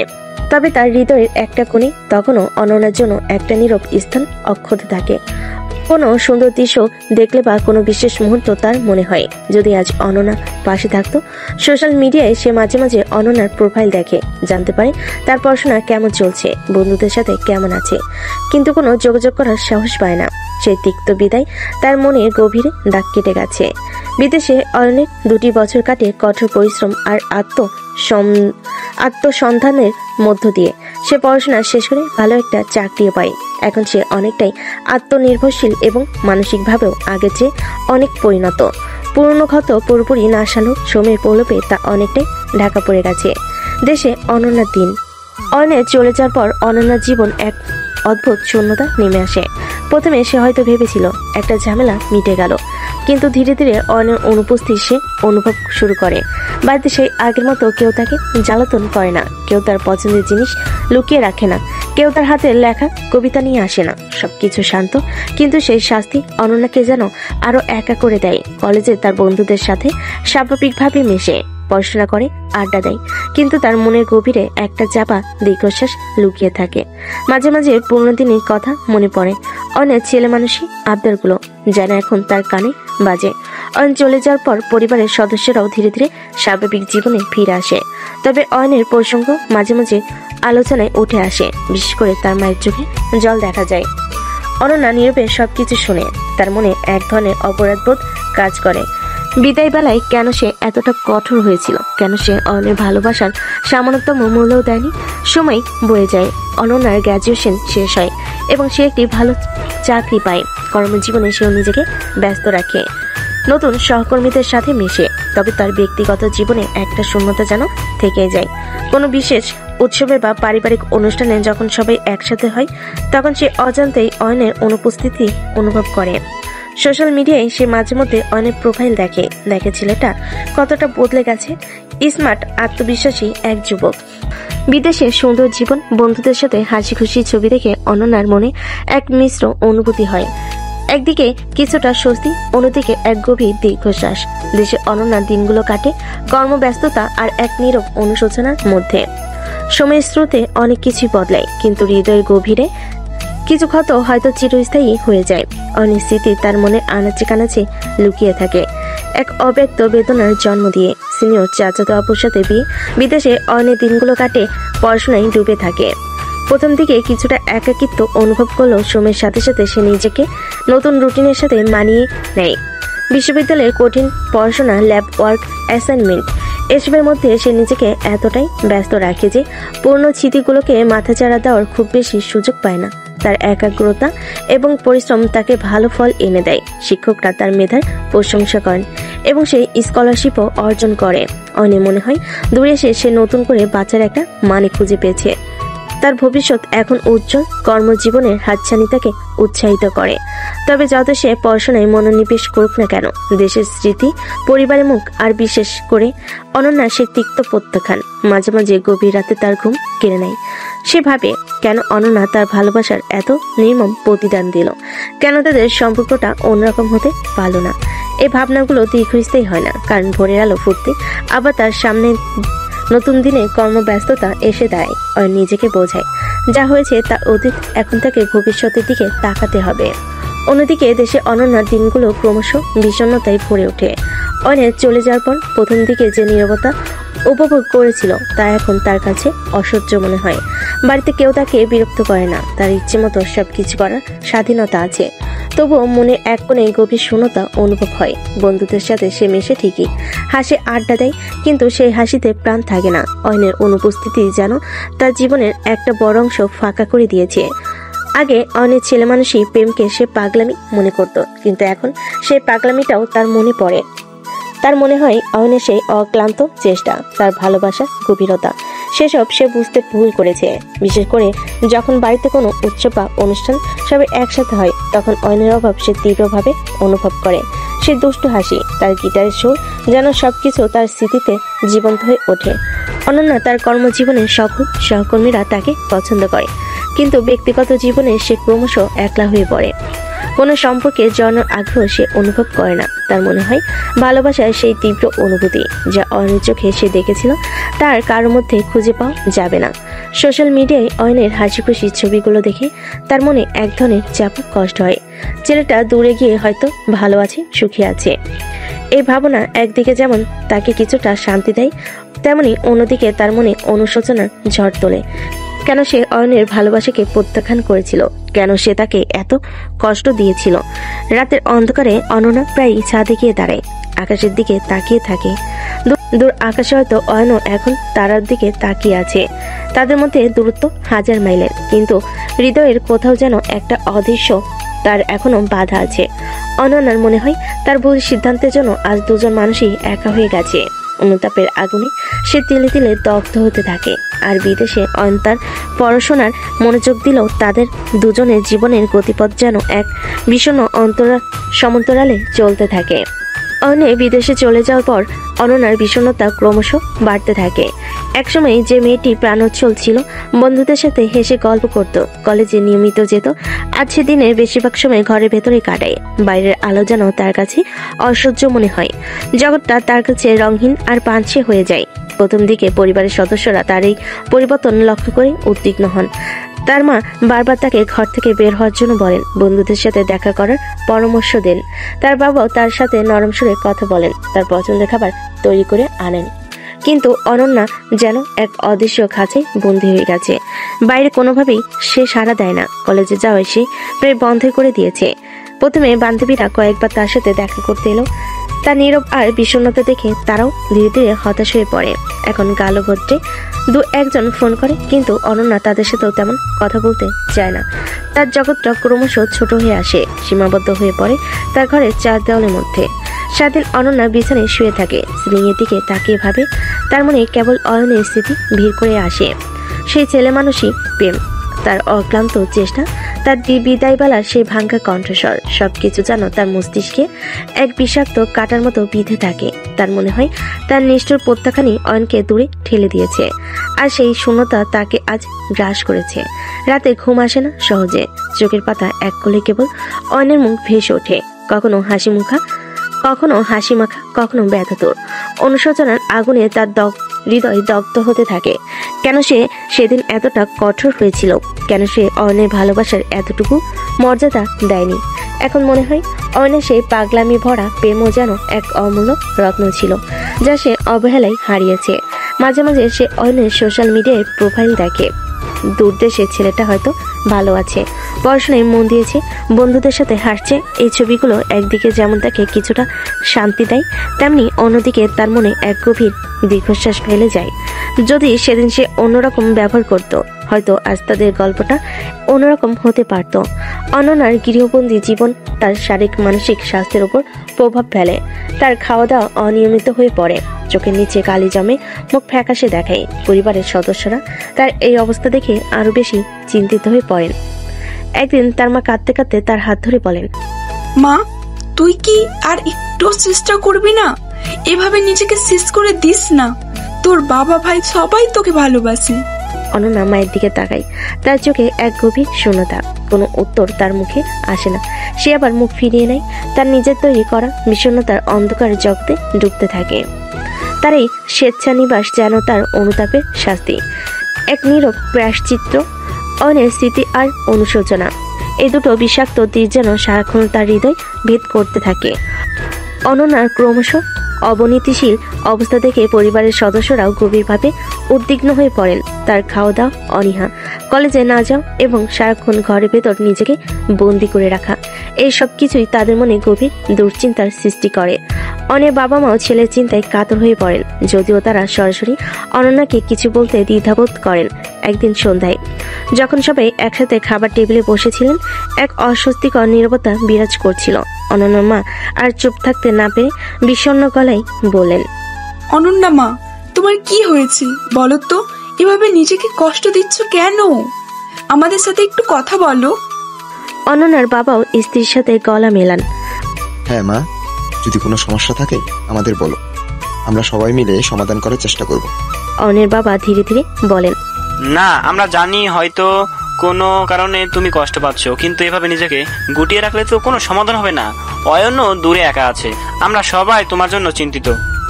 তাদের সম্মিলিত উদ্বেগে ভরা আহ্বানে অনন্যা প্রথমে নীরব থাকে, মুখ নিচু করে বসে থাকে। কিন্তু তাদের আন্তরিকতা এবং চোখের জল দেখে সে আর নিজেকে ধরে রাখতে পারে না। তার বুকের ভিতরে জমে থাকা কষ্টগুলো বাঁধ ভেঙে বেরিয়ে আসতে চায়। হঠাৎ অনন্যা ফুপিয়ে কেঁদে ওঠে। তার কান্নায় চাপা দীর্ঘশ্বাস আর গভীর অনুশোচনা মেশানো থাকে।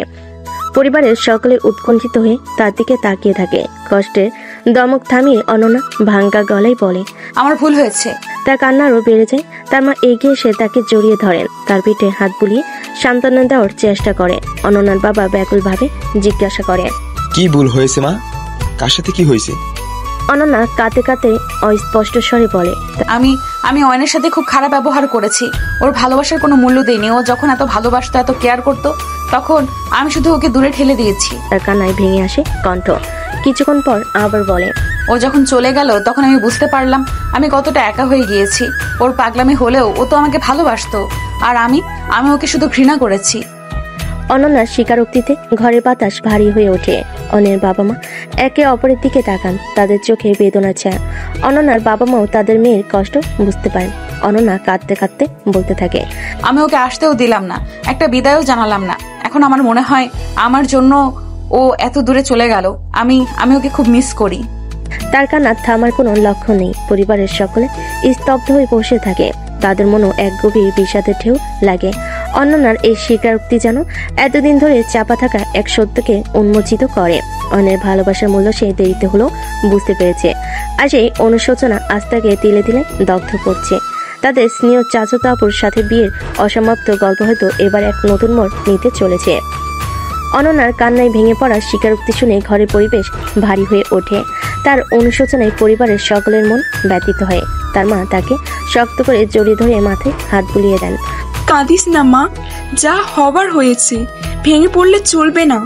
অনন্যার বাবা এগিয়ে এসে তার পাশে বসেন, স্নেহের স্বরে বলেন, তুই একা নও মা, আমরা সবাই তোর সাথে আছি। অনের বাবা দীর্ঘশ্বাস ফেলে। অনন্যা মা, যা হয়েছে তার জন্য তুমি নিজেকে দোষ দিও না, হয়তো এটাই নিয়তির ছিল। মা অশ্রু সজল চোখে বলে, আয়ানও নিশ্চয় ভালো নেই মা, দূরে একা একা। এই সময় অনের বাবা এক অপ্রত্যাশিত প্রস্তাব দেন, তার কণ্ঠে দৃঢ়তা। শোনো অনন্যা মা, আমি একটা কথা দিতে চাই। অয়ন যখন দেশে ফিরবে আমরা আর কোনো দেরি করব না, তোমাদের দুজনকে আমরা বিয়ে দেব। কথাটি শুনে অনন্যা চমকে ওঠে। বেজা চোখে অয়নের বাবার দিকে তাকায়। অনের মা প্রথমে কিছুটা অবাক হন, তারপর ধীরে ধীরে তার মুখে এক স্নিগ্ধ হাসি ফুটে ওঠে। হ্যাঁ মা, আমারও সেই ইচ্ছে। যদি তোরা দুজন রাজি হোস তাহলে আর কোনো বাধা থাকবে না। অনন্যার চোখে তখনও অবিশ্বাস। সে কাঁপা কাঁপা স্বরে জিজ্ঞেস করে, কিন্তু অয়ন কি রাজি হবে? আমি তো ওর সাথে এত খারাপ ব্যবহার করেছি। অনের মা অনন্যার হাত ধরে তার চোখে স্নেহ আর দৃঢ়তা। ওকে রাজি করানোর দায়িত্ব তোর মা, তুই কি পারবি না? আমার বিশ্বাস আয়নের ভালোবাসা এত সহজে শেষ হওয়ার নয়। আর তুই যদি সত্যি অনুতপ্ত হোস, তোর ভালোবাসার কাছে ও ঠিক হার মানবে। অনন্যা কিছুক্ষণ চুপ করে থাকে। তার মনে এক নতুন আশার আলো জ্বলে ওঠে। অনের বাবার আশ্বাস এবং অনের মায়ের বিশ্বাস তার ভেতরে দুর্বলতাকে সাহস যোগায়। সে ধীরে ধীরে চোখের জল মুছিয়ে তার মুখ দৃঢ় সংকল্পে ভরে ওঠে। হ্যাঁ, আমি পারবো। আমি অয়নকে বোঝাবো। আমার ভুলের জন্য আমি ওর কাছে ক্ষমা চাইবো। আমি ওকে জানাবো আমার মনেও পরিবর্তন এসেছে। পরিবারের সকলে অনন্যার দিকে তাকিয়ে থাকে, তাদের চোখে এক নতুন প্রত্যাশা। দীর্ঘদিনের জমানো মেঘ সরে গিয়ে যেন এক নতুন ভোরের সূচনা হতে চলেছে। অয়নের প্রতি অনন্যার অনুশোচনা এবং পরিবারের সমর্থন, এই সব কিছু মিলিয়ে তাদের এক অসমাপ্ত গল্প হতো এবার এক নতুন এবং সুন্দর পরিণতির দিকে এগোবে। তবে সেই পরিণতির জন্য অনন্যাকে দীর্ঘপথ পাড়ি দিতে হবে। অয়নের মন জয় করতে হবে তার ভালোবাসার আন্তরিকতা দিয়ে। পরিবারের দেওয়া আশ্বাস অনন্যার মনে এক নতুন শান্ত স্রোত বইয়ে দেয়। সেই অস্থিরতা, সেই তিক্ত অনুশোচনা সে ধীরে ধীরে থিত হতে শুরু করে। তবে তার ভেতরে ক্ষত এখনো পুরোপুরি শুকায়নি। অয়নের প্রতি তার ভুল ব্যবহারের স্মৃতি তাকে মাঝে মাঝেই কষ্ট দেয়, কিন্তু এখন সেই কষ্টের সাথে একটা ক্ষীণ আশাও যুক্ত হয়েছে। অয়নের ফিরে আসার অপেক্ষা। অনন্যা আগের মতো আর সাখন ঘরের ভেতরে বন্দি করে রাখে না নিজেকে। ধীরে ধীরে সে স্বাভাবিক জীবন ফেরার চেষ্টা করে। কলেজে নিয়মিত যাওয়া শুরু করে। বন্ধুদের সাথে আগের মতো না হলো কিছুটা সময় কাটায়, তবে তার হাসতে এখনো সে আগের প্রাণোচ্ছলতা অনুপস্থিত। তার চোখে এখনো এক ধরনের বিষণ্ণতা লেগে থাকে। পরিবারের সদস্যরা তারা এই পরিবর্তন লক্ষ্য করে এবং মনে মনে শান্তি পান। তারা অনন্যাকে কোনো রকম চাপ দেন না, শুধু তার পাশে থাকেন এবং তাকে মানসিকভাবে সমর্থন যোগাতে চেষ্টা করে। অয়নের মা প্রায়ই তার সাথে কথা বলেন, অয়নের পছন্দের খাবার রান্না করেন এবং দুজনে মিলে পুরোনো দিনের স্মৃতিচারণ করেন। অয়নের সাথে সরাসরি কোনো যোগাযোগ অনন্যা করে না। তার মনে দ্বিধা কাজ করে, কি বলবে সে, কিভাবে শুরু করবে, তার ভুলের জন্য কিভাবে ক্ষমা চাইবে। সে নীরব থাকে, শুধু অয়নের ফিরে আসার দিনের প্রতীক্ষা করে। সময় ধীরে ধীরে বয়ে যায়, মাসের পর মাস কাটে, কিন্তু অয়নের দেশে ফেরার কোনো নির্দিষ্ট খবর পাওয়া যায় না। পরিবারের সদস্যরা নিয়মিত তার সাথে ফোনে কথা বলে, তার পড়াশোনার খোঁজ খবর নেন। অয়ন তাদের সাথে কথা বলে শান্তি পায়, তবে তার কণ্ঠস্বরে এখনো একটা চাপা বিষণ্ণতা অনুভব করা যায়। অনন্যা ধৈর্য ধরে অপেক্ষা করে। তার দিনে শুরু হয় অয়নের চিন্তায়, আর রাত হয় তার স্বপ্নে। সে কল্পনা করে আবার অয়নের সেই পরিচিত মুখ দেখবে, কবে তার সেই ছেলে মানুষই আবদার শুনবে। তার মনে এখন একটাই কামনা, অয়নের কাছে তার ভুলের জন্য ক্ষমা চাওয়া এবং তাকে জানানো যে তার মনে পরিবর্তন এসেছে। এই নীরব অপেক্ষার সময় অনন্যা নিজেকে আরো শক্তিশালী করার চেষ্টা করে। সে বুঝতে পারে অয়নের কাছে ফিরে যাওয়ার আগে তাকে নিজের ভেতরে দুর্বলতাগুলো কাটিয়ে উঠতে হবে। সে বই পড়ে, গান শোনে এবং নিজের পছন্দের কাজগুলোতে মনোযোগ দেয়। তার মনে হয় অয়নের ভালোবাসা পাওয়ার যোগ্য হতে হলে তাকে একজন ভালো মানুষ হিসাবে নিজেকে প্রমাণ করতে হবে। এভাবেই শান্ত অপেক্ষার দিনগুলো কাটতে থাকে। অনন্যার মনে অয়নের ফিরে আসার ক্ষীণ আশা ক্রমশ দৃঢ় হতে থাকে। তার নীরবতা যেন এক প্রতীক্ষার ভাষা, সে অনুতাপের প্রকাশ। সে জানে একদিন অয়ন ঠিক ফিরে আসবে, আর সে তার সমস্ত ভালোবাসা দিয়ে ছেলেটির হৃদয় জয় করবে। দেশে ফেরার পর কয়েকদিন কেটে যায়। অয়ন ধীরে ধীরে তার পূর্ণ পরিবেশে ফিরে আসে, বন্ধুদের সাথে দেখা করে, পরিবারের সাথে সময় কাটায়। তবে অনন্যার সাথে তার কথাবার্তা খুবই কম, যা হয় তার নিতান্তই সৌজন্যমূলক। অন্যের ব্যবহারে সে আগের ব্যাকুলতা বা ভালোবাসার প্রকাশ একেবারেই অনুপস্থিত। সে অনন্যাকে আগের মতোই আপু বলে ডাকে, তবে সেই ডাকের মধ্যে এখন শুধুই সম্মানের একটা দূরত্বের স্পষ্ট ইঙ্গিত থাকে। অনন্যা অয়নের এই পরিবর্তন গভীরভাবে অনুভব করে। তার মনে এক ধরনের অস্থিরতা কাজ করে। সে বুঝতে পারে তার প্রত্যাখ্যান অয়নের মনে গভীর ক্ষত সৃষ্টি করেছে এবং সেই ক্ষত এত সহজে সরা নয়। তার অনুশোচনা যেন আরো তীব্র হয়। একদিন বিকেলে অয়ন ছাদে বসে ল্যাপটপে কাজ করছিল। অনন্যা ধীরে ধীরে তার কাছে যায়। অয়ন, একটু কথা বলবে? অয়ন ল্যাপটপ থেকে মুখ তুলে তাকায়, তার চোখে সৌজন্যের হাসি। হ্যাঁ আপু, বলো। অনন্যার বুকের ভেতরটা ধক করে ওঠে। এই আপু ডাকটা যেন তার মধ্যে এক বিশাল দূরত্ব তৈরি করে দিয়েছে। সেই দিন বিমানবন্দরে তুমি যখন এলে, আমি তোমাকে কিছু বলতে চেয়েছিলাম। জানি আপু, কিন্তু তখন পরিস্থিতিটা তেমন ছিল না, আর এখন তো সবকিছু স্বাভাবিক। তোমার কি মনে হয় সবকিছু স্বাভাবিক? অয়ন কিছুক্ষণ চুপ করে থাকে, তারপর বলে, আমার মনে হয় সময়ের সাথে সাথে অনেক কিছুই বদলে যায় আপু। আমাদের দুজনের জীবনও অনেক পরিবর্তিত হয়েছে। কিন্তু আমার মনে হয় আমার একটা ভুলের জন্য ওসব পুরনো কথা না তোলাই ভালো আপু। যা হয়েছে তা অতীত, এখন আমাদের ভবিষ্যতের দিকে তাকানো উচিত। অনন্যার চোখে জল চিকচিক করে। অনেক এই শান্ত অথচ গুরুত্বপূর্ণ ব্যবহার তার হৃদয় ভেঙে দেয়। তুমি কি আমাকে ক্ষমা করতে পারোনি অয়ন? অয়ন গভীর শ্বাস নেয়, তারপর বলে, ক্ষমা না করার কিছু নেই আপু। তুমি তোমার সিদ্ধান্ত নিয়েছিলে আর আমি সেটা মেনে নিয়েছি। হয়তো আমাদের দুজনের পথ আলাদা ছিল, কিন্তু এখন আমার মনে হয় এখন আমার অনেক কাজ আছে আপু, পরে কথা হবে। এ বলে অয়ন ল্যাপটপের দিকে মনোযোগ দেয়। অনন্যা স্তব্ধ হয়ে দাঁড়িয়ে থাকে। তার মনে হয় তার অনুশোচনা যেন কোনো মূল্যই পাচ্ছে না। অয়ন তাকে আর সে আগের চোখে দেখে না। তার ভালোবাসার সেই তীব্র আগুন যেন নিভে গিয়ে শুধু এক শীতল দূরত্ব তৈরি হয়েছে। অয়নের ফিরে আসা অনন্যার জন্য নতুন এক যন্ত্রণার কারণ। সে বুঝতে পারে ভালোবাসার প্রত্যেকখানে ক্ষত কতটা গভীর হতে পারে। পরে দিনগুলো কাটে একই রকম নীরবতা আর অস্বস্তির মধ্যে। অনন্যা সারাদিন চেষ্টা করে অয়নের সাথে একটু কথা বলার, তার ভুল স্বীকার করার, তার মনের ভেতরে পরিবর্তনটুকু বোঝানোর, কিন্তু অয়ন যেন এক অদৃশ্য দেওয়াল তুলে রেখেছে তার চারপাশে। সে অনন্যার সাথে কথা বলে ঠিকই, কিন্তু সেই কথাবার্তা হয় নিতান্তই প্রয়োজন মাফিক এবং দূরত্ব বজায় রেখে। সেই আগের আন্তরিকতা, সেই ভালোবাসার স্পর্শ যেন সবকিছুই কর্পূরের মতো উবে গেছে। সকালে নাস্তার টেবিলে যখন পরিবারের সকলে একসাথে বসে, অনন্যা সাহস করে অয়নের দিকে তাকায়। অয়ন, আজ বিকেলে কি তোমার একটা সময় হবে? আমি তোমার সাথে কিছু কথা বলতে চাই। অয়ন কিছুক্ষণ চুপ থেকে বলে, আমার আজ কয়েকটা জরুরি কাজ আছে আপু, পরে সময় পেলে বলবো। বিকেলে অনন্যা ছাদে যায়। সেখানে আগে তার ঘন্টার পর ঘন্টা একসাথে সময় কাটাতো। সেই আশা করে হয়তো এখন অয়ন এখানে আসবে, কিন্তু দীর্ঘ সময় অপেক্ষার পরও অয়নের দেখা মেলে না। অস্তগামী সূর্যের আলোয় তার একা বিষণ্ণ মূর্তি আরো প্রকট হয়ে ওঠে। রাতে খাবার টেবিলে অয়নের মা চেষ্টা করেন দুজনের মধ্যে বরফ গলানো। কি রে আয়ান, অনন্যা তোর পছন্দের পায়েস রান্না করেছে, একটু খাতো। অয়ন সামান্য একটু পায়েস নেয়, কিন্তু কোনো কথা বলে না। অনন্যা অপলক দৃষ্টিতে তার দিকে তাকিয়ে থাকে, তার চোখে মিনতি, কিন্তু অয়ন সেদিকে দৃষ্টিপাত করে না।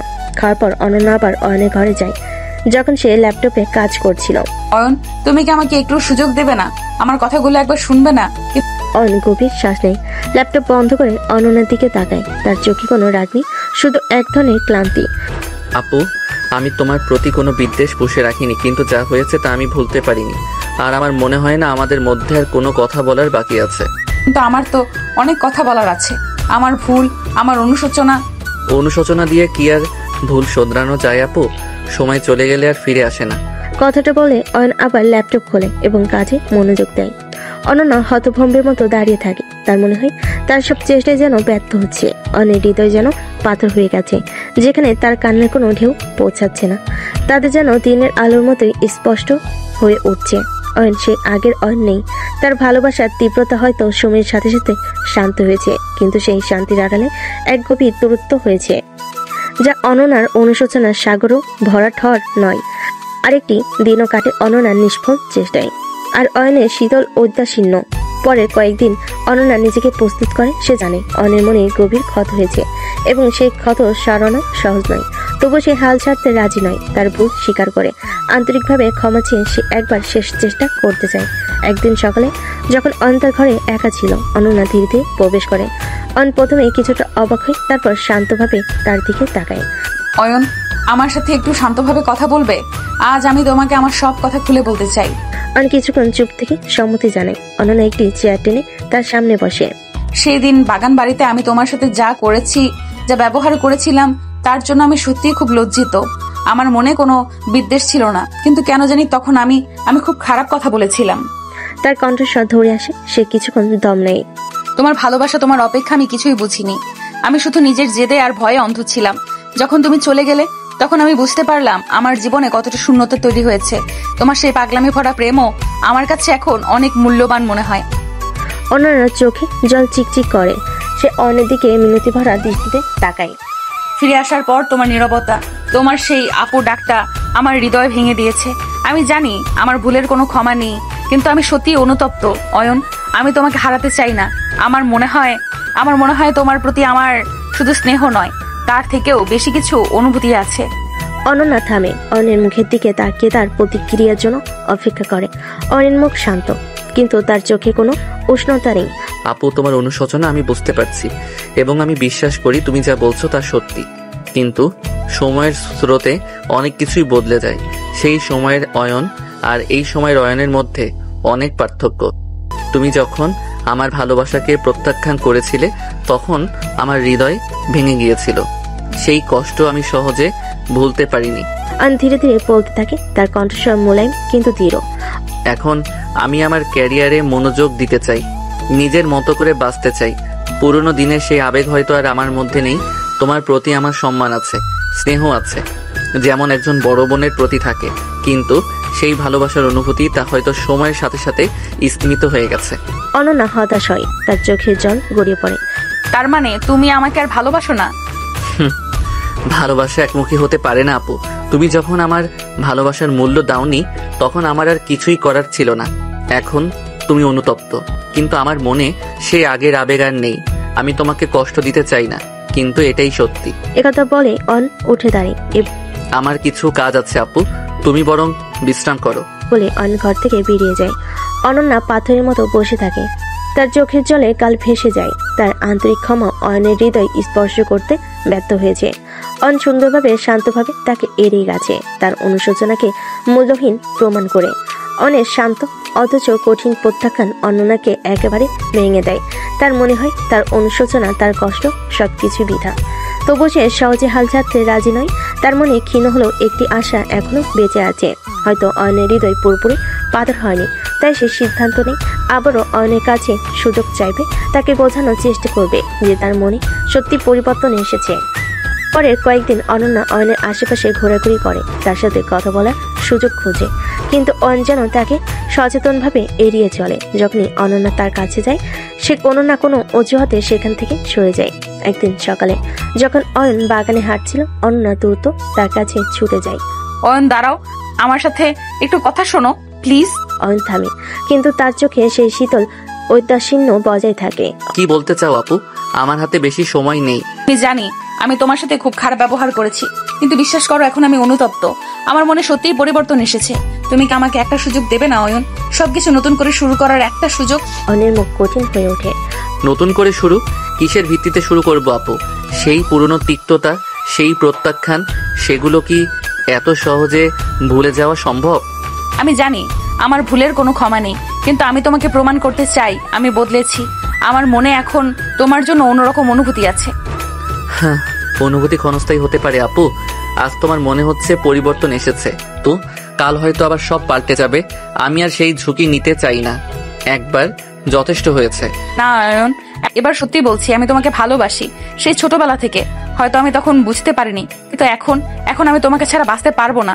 অনেক চোখে সামান্য বিস্ময় দেখা যায়, কিন্তু তা মুহূর্তের মধ্যেই মিলিয়ে যায়। ভালোবাসা কোনো জোরের জিনিস নয় আপু, আর আমার মনে এখন তোমার জন্য সে আগের আবেগ আর নেই। আমি তোমাকে সম্মান করি, কিন্তু ভালোবাসতে পারি না। প্লিজ অয়ন, আমাকে একটা সুযোগ দাও, আমি তোমাকে দেখাবো আমার ভালোবাসা সত্যি। আমি তোমার জন্য অপেক্ষা করব, সারা জীবন অপেক্ষা করব।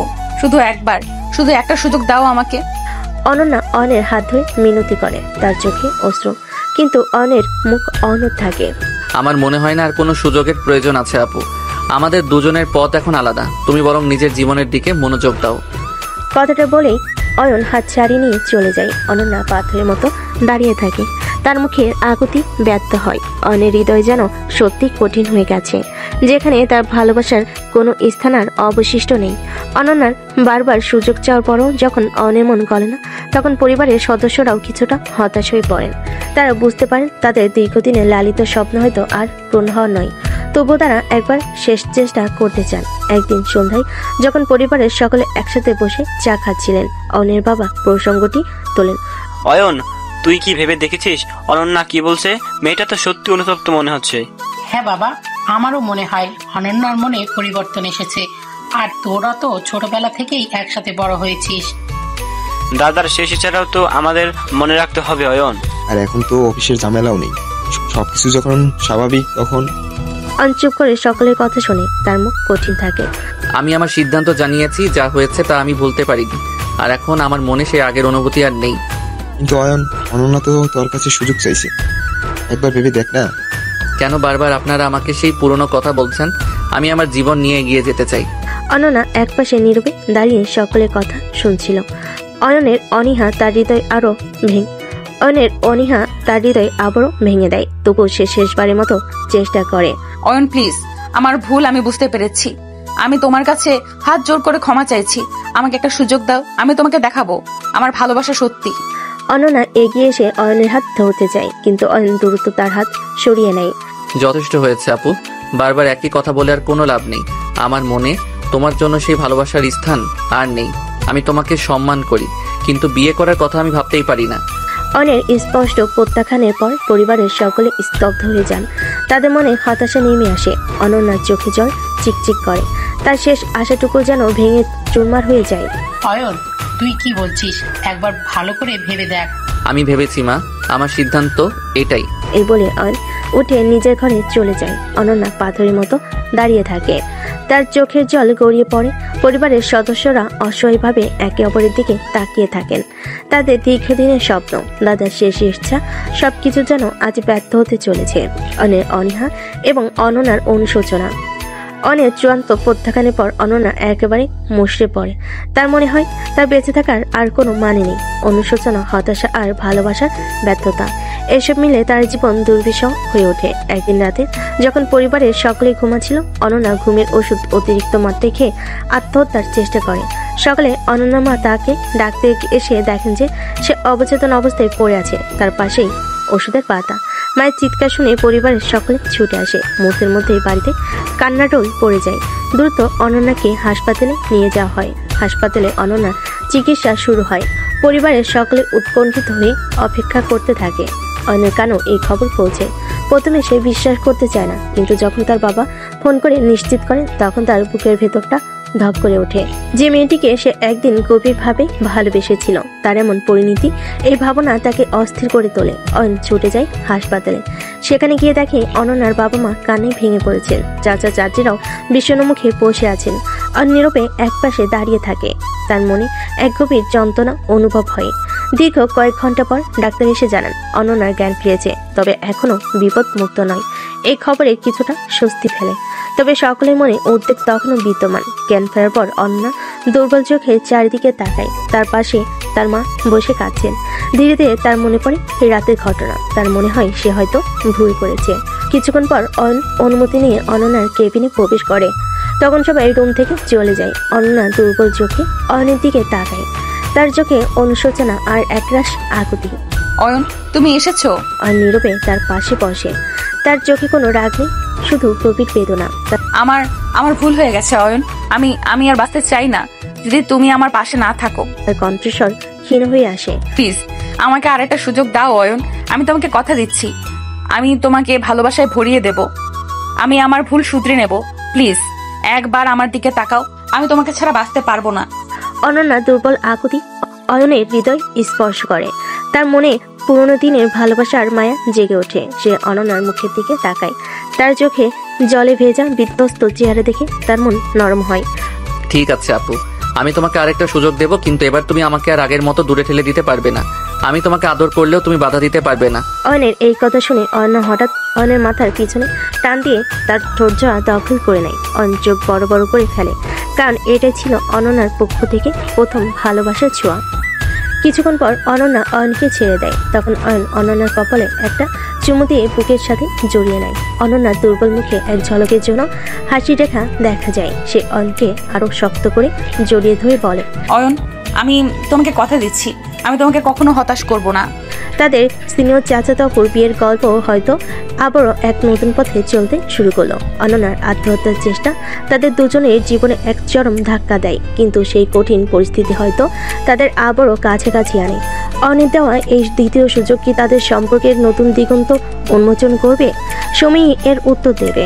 অয়নের দেওয়া দ্বিতীয় সুযোগ অনন্যার জীবনে এক নতুন আলো নিয়ে আসে। হাসপাতাল থেকে ফেরার পর অনন্যা ধীরে ধীরে সুস্থ হয়ে ওঠে, শারীরিক ও মানসিকভাবে। তার মনে এখন একটাই লক্ষ্য, অয়নের বিশ্বাস অর্জন করা এবং প্রমাণ করা যে তার ভালোবাসা সত্যি। অনন্যা তার আচরণের পরিবর্তন আনে। সে অয়নের সাথে সম্মানজনক দূরত্ব বজায় রেখে চলে। তার ব্যক্তিত্ব স্পেসের প্রতি খেয়াল রাখে। সে তার পড়াশোনা ও কর্মজীবনে মনোযোগ দেয় এবং নিজে পায়ে দাঁড়ানোর চেষ্টা করে। ধীরে ধীরে অয়নও অনন্যার এই পরিবর্তন লক্ষ্য করে এবং তার প্রতি তার শীতলতা কমতে শুরু করে। তাদের মধ্যে আবার স্বাভাবিক কথাবার্তা শুরু হয়। পুরোনো দিনের তিক্ততা ভুলে গিয়ে তারা একে অপরের সাথে বন্ধুত্বের সম্পর্ক গড়ে তোলে। সময় করে অয়নের মনে অনন্যার জন্য আবারও সেই পুরনো ভালোবাসার স্ফুলিঙ্গ দেখা যায়। অনন্যার আন্তরিক অনুশোচনা এবং তার পরিবর্তিত ব্যবহার অয়নের হৃদয় জয় করে নেয়। একদিন সন্ধ্যায় অয়ন অনন্যাকে সেই পুরনো পুকুর পানি নিয়ে যায়, যেখানে সে তাকে প্রথমবার প্রপোজ করেছিল। অনন্যা, সেই দিনের কথা তোমার মনে আছে? অনন্যা মাথা নিয়ে সম্মতি জানায়, তার চোখে এক ধরনের স্নিগ্ধ হাসি। আমি তোমাকে সেদিন অনেক কটু কথা বলেছিলাম, কিন্তু তোমার ফিরে আসা, তোমার অনুশোচনা এবং তোমার ভালোবাসার প্রমাণ সবকিছু আমার মন আবারও তোমার দিকে টেনে এনেছে। অয়ন হাঁটুকে বসে আবারও সেই আংটির বক্স খোলে। যে আংটিটি দিয়ে আরও 2 বছর আগে অনন্যাকে প্রপোজ করেছিল, সেদিন প্রত্যাখ্যান পেল, আজ তা হয় না। অনন্যা, তুমি কি আমার জীবনসঙ্গী হবে? আবার সেই পুরনো ভুলের পুনরাবৃত্তি করবে না তো? অনন্যার চোখে জল চিকচিক করে, তবে তা দুঃখে নয়, আনন্দে। সে অয়নের হাত ধরে বলে, আমি আর সেই ভুল করব না অয়ন। আমি তোমাকে ভালোবাসি, সত্যি ভালোবাসি। অয়ন হাসে এবং অনন্যার আঙ্গুলে আংটি পরিয়ে দেয়। চারপাশে নীরবতা ভেঙে তাদের ভালোবাসার নীরব সাক্ষী হয়। তাদের সম্পর্কের এই নতুন অধ্যায়ের কথা পরিবারের সকলে জানতে পারে এবং আনন্দে আপ্লুত হয়। অয়নের বাবা মা এবং অনন্যার বাবা মা তাদের দুজনের সিদ্ধান্তে পূর্ণ সমর্থন জানায়। দাদার শেষ ইচ্ছে অবশেষে পূরণ হতে চলেছে। তাদের স্নেহ চাচাতো আপুর বিয়ে স্বপ্ন সত্যি হতে চলেছে। কিছুদিনের মধ্যে তাদের বিয়ের আয়োজন শুরু হয়। বাড়িতে উৎসবের আমেজ লাগে। আত্মীয় স্বজন এবং বন্ধুদের আগমনে বাড়ি মুখরিত হয়ে ওঠে। অনন্যা লাল বেনারসিতে সেজে ওঠে, তার মুখে ভালোবাসার আভা। অয়ন পাঞ্জাবি পরে তার পাশে এসে দাঁড়ায়। তার চোখে অনন্যার জন্য গভীর প্রেম।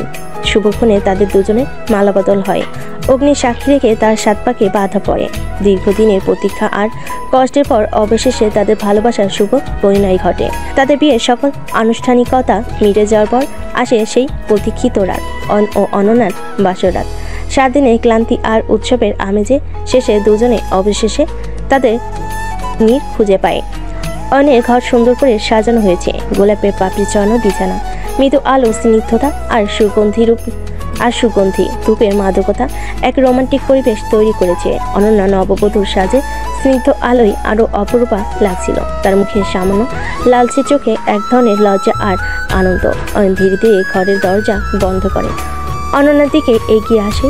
তার চোখে গভীর ভালোবাসা আর দীর্ঘ প্রতীক্ষার সমাপ্তির তৃপ্তি। অনন্যা মাথা নিচু করে দাঁড়িয়ে থাকে। অয়ন আলতো করে অনন্যার হাত ধরে কাছে টেনে নেয়। তাদের স্পর্শে বহুদিনের চাপা আবেগ মুক্তি পায়। অয়ন অনন্যার কপালে আলতো করে চুম্বন করে। অবশেষে তুমি আমার হলে আপু। এতদিনের স্বপ্ন আজ সত্যি হলো। আপু মানে? আরে রাগ করছো কেন? এতদিনের অভ্যাস কি আজ একদিনেই চলে যাবে? আমি এত কিছু শুনতে চাই না। আর একবার আপু বলে দেখো তোমার কি করি। অয়ন তখন শক্ত করে অনন্যাকে জড়িয়ে ধরে। অনন্যা অয়নের বুক থেকে মুখ তুলে অয়নের দিকে তাকায়। তার চোখে কৃতজ্ঞতা আর অফুরন্ত ভালোবাসা। সব তোমার ভালোবাসার জন্য অয়ন, আর আমার অনুশোচনার জন্য। তুমি আমাকে ক্ষমা করেছো, এটাই আমার জীবনের সবচেয়ে বড় পাওয়া। অয়ন অনন্যার গাল স্পর্শ করে। আমাদের দুজনের পথ সহজ ছিল না অনন্যা। অনেক ভুল বোঝাবুঝি, অনেক কষ্ট আমরা পেরিয়ে এসেছি, কিন্তু শেষ পর্যন্ত আমাদের ভালোবাসাই জয়ী হয়েছে। আর একে অপরের চোখের দিকে তাকিয়ে থাকে। তাদের হৃদয়ের গভীর অনুভূতি নীরব ভাষায় প্রকাশ পায়। অয়ন ধীরে ধীরে অনন্যার ঘোমটা সরিয়ে দেয়। তাদের দৃষ্টি মিলিত হয়। অয়ন কিছু করার আগে অনন্যা তাকে ধাক্কা দিয়ে খাটে ফেলে দেয়। তারপর অয়নের উপরে উঠে যায় এবং পাগলের মতো তাকে কিস করতে থাকে। অনন্যা থামার কোনো নাম গন্ধ নেই। হয়তো এতদিনের কষ্ট আজ ভালোবাসা দিয়ে আদায় করছে। অয়ন অনন্যাকে বাহুর ডরে আবদ্ধ করে। তাদের প্রথম স্পর্শে ভালোবাসার উষ্ণতা ছড়িয়ে পড়ে। দীর্ঘ বিরহের পর দুটি হৃদয় আজ এক হয়েছে। অতীতের সকল তিক্ততা ভুলে গিয়ে তারা নতুন এক জীবনের সূচনা করেছে। সারা রাত জেগে থাকে, একে অপরের হাতে হাত রেখে তাদের ফিরে আসা দিনগুলোর কথা বলে, ভবিষ্যতের স্বপ্ন বনে। তাদের ভালোবাসার গল্প যা শুরু হয়েছিল এক ভাই বোনের সরল সম্পর্ক দিয়ে, সময়ের পরীক্ষায় উত্তীর্ণ হয়ে আজ এক গভীর ও স্থায়ী বন্ধনে আবদ্ধ হয়েছে। ভোরের আলো যখন তাদের ঘরে প্রবেশ করে তখন অয়ন আর অনন্যা একে অপরের বাহু ধরে শান্তভাবে ঘুমিয়েছিল। তাদের মুখের শান্তিতে এক সুন্দর গল্পের সমাপ্তির আভাস। তাদের স্নেহ চাচাতো আপুর বিয়ে, দীর্ঘ এবং বন্ধুর পথ অবশেষে ভালোবাসার মধুর গন্তব্যে এসে থেমেছে। তাদের জীবন এক নতুন আলোয় উদ্ভাসিত, যেখানে প্রেম, বিশ্বাস আর বোঝাপড়ার এক সুন্দর সংসার তাদের জন্য অপেক্ষা করছে। শেষ কথা, দীর্ঘ পথ পেরিয়ে অবশেষে অনন্যার ভালোবাসার পূর্ণতা পেল। তাদের জার্নিটা সহজ ছিল না। একদিকে ছিল সমাজের রক্তচক্ষু, অন্যদিকে নিজেদের মনে জটিলতা।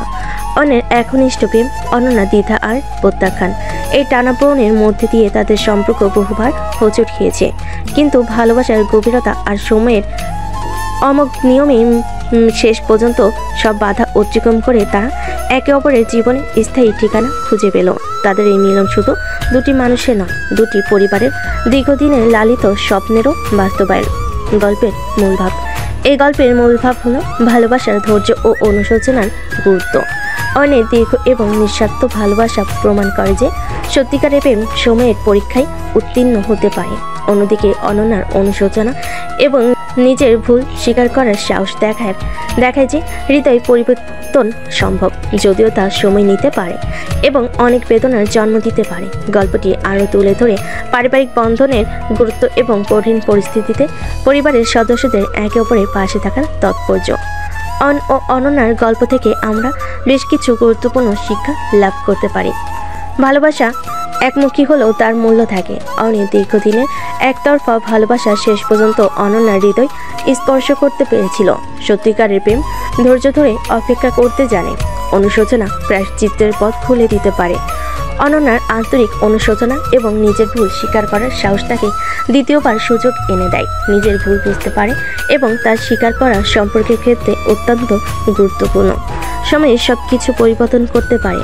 সময়ের সাথে সাথে মানুষের অনুভূতি এবং দৃষ্টিভঙ্গি বদলাতে পারে, যা একসময় অসম্ভব মনে হয় সময়ের হাত ধরে তা সম্ভব হতে পারে। যোগাযোগ ও বোঝাপড়া সম্পর্কের ভিত্তি। ও অন্যান্যের মধ্যে সঠিক সময়ে সঠিক যোগাযোগের অভাব অনেক জটিলতা সৃষ্টি করেছিল। যে কোনো সময়ের ক্ষেত্রে খোলা মনে আলোচনা এবং একে অপরের প্রতি সহানুভূতিশীল হওয়া জরুরি। পরিবারের সমর্থন অপরিহার্য। কঠিন সময়ে পরিবারের সমর্থন ভালোবাসার পথে সাহস যোগায় এবং লক্ষ্য অর্জনে সহায়তা করে।